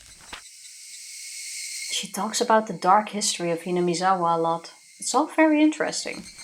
Her theories are based on nothing but conjecture, but some of her intuition covers facts that only members of the Sonozaki family would know. She thinks that Oyashiro-sama's curse is the continuation of these ancient rituals.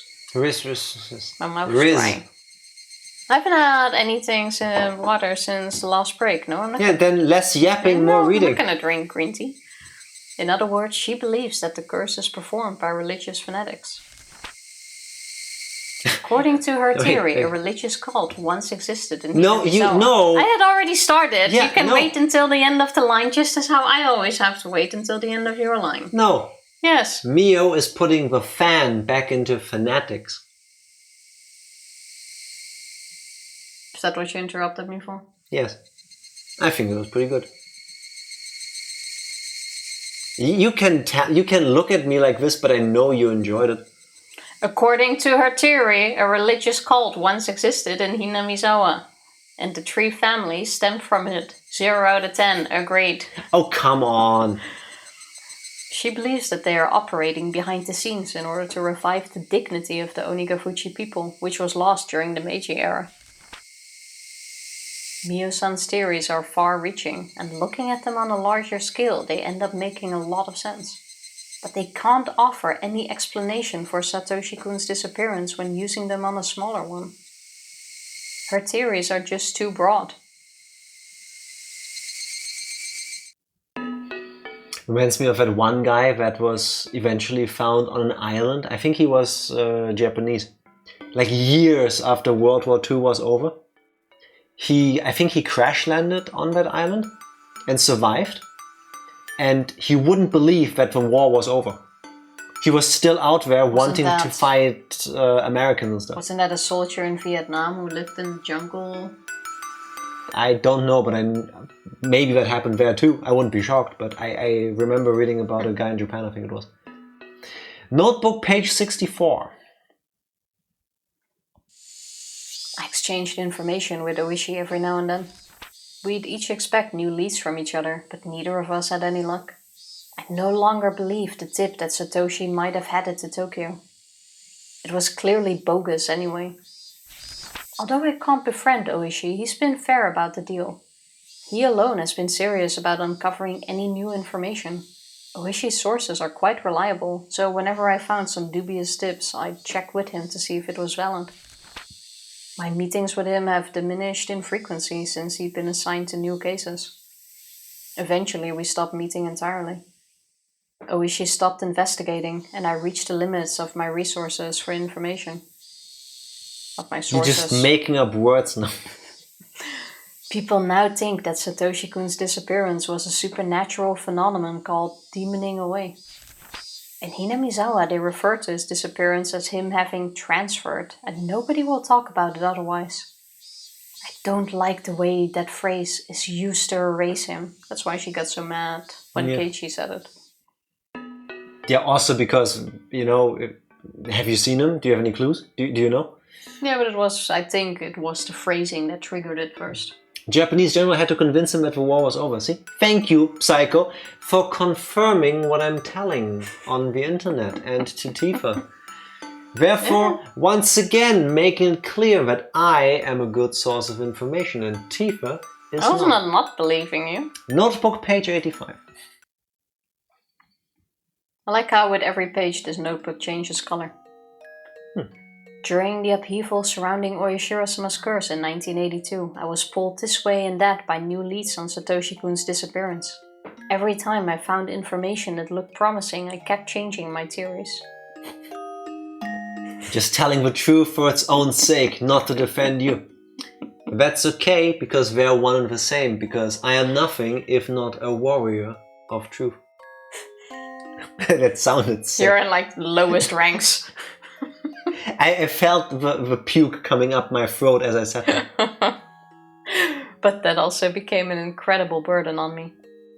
It wore me down plenty on its own. The fatigue was harsh, but it also provided a very kind acceptance. Bit by bit, it soothed away the anger, sadness, and doubt that wore me down. I'll never forget Satoshi-kun. I'll never try to forget him and move on. I constantly repeated those to myself in my head. I repeated them to keep my memories of Satoshi-kun from fading too, over and over. For the sake of my fun memories of Satoshi-kun, together with my fear and my sadness, I repeated them forever and ever. Until I forgot. Probably. Save! Again, an entire chapter in one stream. Bam! We're so good, Tifa. We are so good. Thank you, everybody. I feel like we learned. I don't know why, but somehow my cable doesn't want to play along with me today. I feel like we've learned a lot. Well, I think we learned a lot. Yeah. I'm kind of feeling like sometimes back in school when we would have like math lessons, I would feel like that for a moment. And then by the time I would look at the homework, I would be like, no, it's gone. I remember what I saw, but it doesn't make sense anymore. I always hated that feeling. Story of this game. Story of my life, really. Well, it was a good episode. Yeah. I gotta say, overall, chapter 5 so far, as in Meakashi, is my favorite so far. Yeah, I can agree with the general... can't think of the word... judgment that this is the best one so far.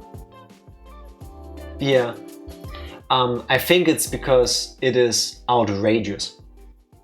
Like, Shion as a character... Sorry, I remember having this conversation before. It's because I'm the main character. Yeah, I wouldn't enjoy it half as much if it wasn't for you. Despite your hippopotamus. Chapter 5, Shion completely lost me as a fan when she was about to willingly murder Satoko and Rika. But going through this without the attachment of, hey, I like this character so far, just watching it unfurl, yeah, I'm strapped in on the ride. I'm waiting for the roller coaster to stop at some point. Personally, think it gets better. The climax of everything in this arc is some of my favorite writing in the whole series. Okay. I look forward to it. I like that. I'm still a bit uncertain on where we're actually going with this chapter. Can you all give me one spoiler? Just this specific one I'm going to ask for, if that's okay with you, Tifa. I'll bet you ask first so that... Spoilers for Higurashi. Will we, in any point from here until the final credits roll, ever go through another explanation of a board game that I don't understand? Because I understand why we're setting up a game and then she played this card. Like the whole like club activity thing, I'm cool with that. But the excruciating detail that is spent on explaining while being legally distinct from the brand name of a game that I might actually know, going into the minutiae of not really but kind of explaining the game, I think to me, ultimately, was one of the weakest points of chapters 1, 2 and 3. Because they want to have these suspense moments where they show on what the club does and how the members act and how smart they are and how they try to outdo themselves, and also that lead into the punishment things, which were very important in those chapters. So they need to slightly explain the game to you so that you know what they're going for in the chaos. It makes sense. You don't need to know the full rules and understand how the game is played, but you do need to know a tiny bit to follow it. What I'm saying is, if I never have to read 20 minutes of explaining a card game to me again, I'm okay with that. Just saying. I would be okay with... And then they picked up one of the games that we haven't played yet, and then the scene unfurls. And I said that word twice and now I feel weird about it. You know, like I feel like the explaining the games part could be trimmed down. I like the slice of life part because that also sets up a very stark contrast between chapter 1, beginning of a game. I like teasing Reina because she blushes, and at the end, headshot Reina. I get it. Of all the things in this visual novel where you feel like they go on too long, it's the bit where they explain the game. Yeah. Like, especially chapter 1, in my eyes, they could have cut in half. No. Because it goes on. That is completely necessary. Yeah, I get why it's necessary, but still in a lot of the moments in this visual novel, I'm like, okay, get to the point. Go on. Like, this is a Jack-written novel. Yes, and it's beautiful in that way. I understand what you mean. In the full picture, I absolutely get it, and I do understand why it's necessary, but I'm more of a let's move on kind of person. That's why I find it weird that you get stuck on the explanation of the card games, where I do not personally get really stuck. Because I just find that funny. Doing 40, 50, 60% slice of life to set up the contrast later on, I get. And now, having been through this 3 times through these chapters, I understand why it's been done like this. I think it's a bit slow, but that's the point. Whether you like it or not is subjective.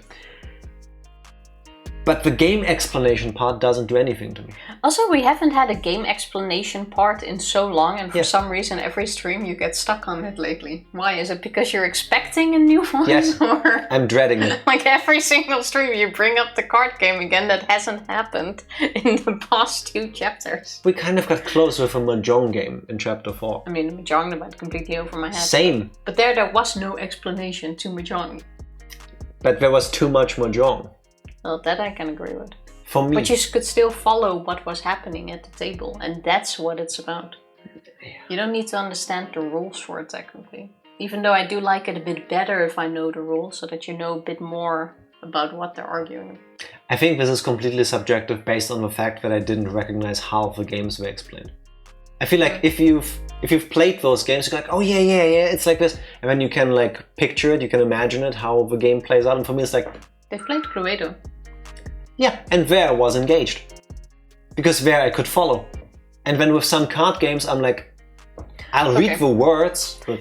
If there are more card games, someone please drop us the list. I'll make sure to check up the rules and make sure I will play it with Jack beforehand. No, please don't, because that might contain spoilers.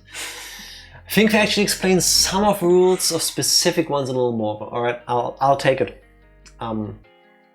I didn't expect I would enjoy Higurashi as much as I did. That's not a at this point kind of thing, that's like a long time coming.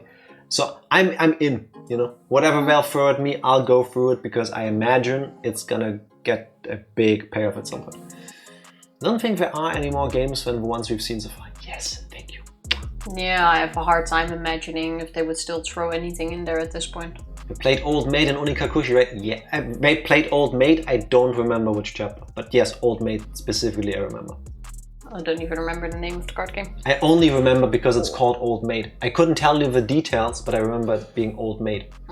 Because I find the name really funny.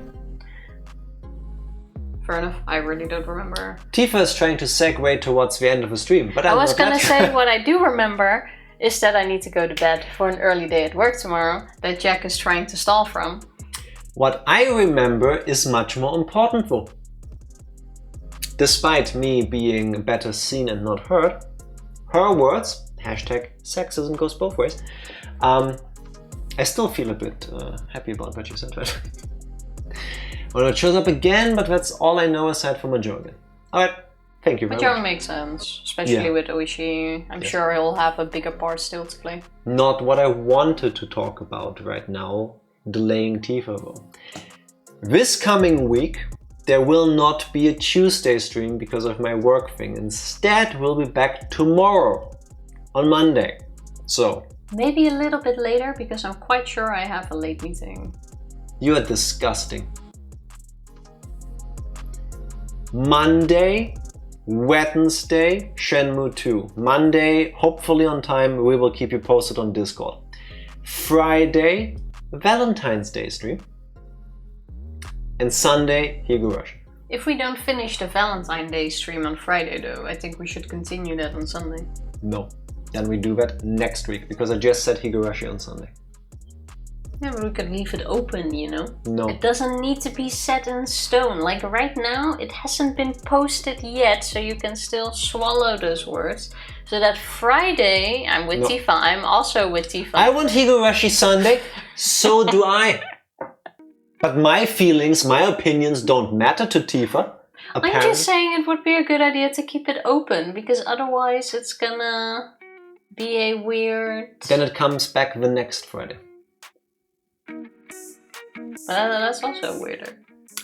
Check the schedule when we post it. We'll keep you updated on Discord. Then you break 2 games up with an entire week. We've done that before. Fuck that. Wait until you see the game we play Friday. I'm actually really looking forward to our Valentine's game this year. I have high hopes for it. I have really high hopes. We could be disappointed. We haven't played it before, but I have really high hopes. I think, was it last year that we played the llama game? I also had very high hopes for that, and it was unfortunately very disappointing. Paka Plus. Paka Plus, so I'm hoping it's not going to be a repeat of last year, but I have high hopes for it. I really have high hopes for the next week's game. And, spoiler, but not really a spoiler, if you feel fuck Valentine's, then our Valentine's Day stream may be extra for you. Like, especially for that feeling. Maybe. I don't know. I have a feeling, but I don't know. Yeah, I think you might be correct there. Yeah. There's gonna be things. There's gonna be games. It's hard to beat Higurashi for me. Gotta beat my autistic hyperfixation. I don't know if it's gonna beat Higurashi. Higurashi! I do not know if it will do that, but I think it's gonna fit the Valentine's Day theme perfectly. I hope. If we stream on Valentine's Day, we always try to make it like a Valentine's Day special sort of thing. I think that's worked in the past few years. I will be there. Look forward to seeing you. I know that feeling. Same. Now Tifa may usher us onto the end of the stream. Should I press the button? I don't know. Do you still have anything you want to share with the world? No. So tomorrow, stream. Tuesday, no stream. Wednesday, stream. Monday, yes, yes. Tuesday, no, no. Yes. Blame my work. I'm sorry. Ready? No. I feel like we should end with a unified message, especially after this stream at the end. Yeah, but not the nuggets of wisdom. We just press the button. Don't do secondhand crack, people. Thank you everybody for Higurashi with us. We're back tomorrow with Shenmue 2. See you then. Bye. Thank you.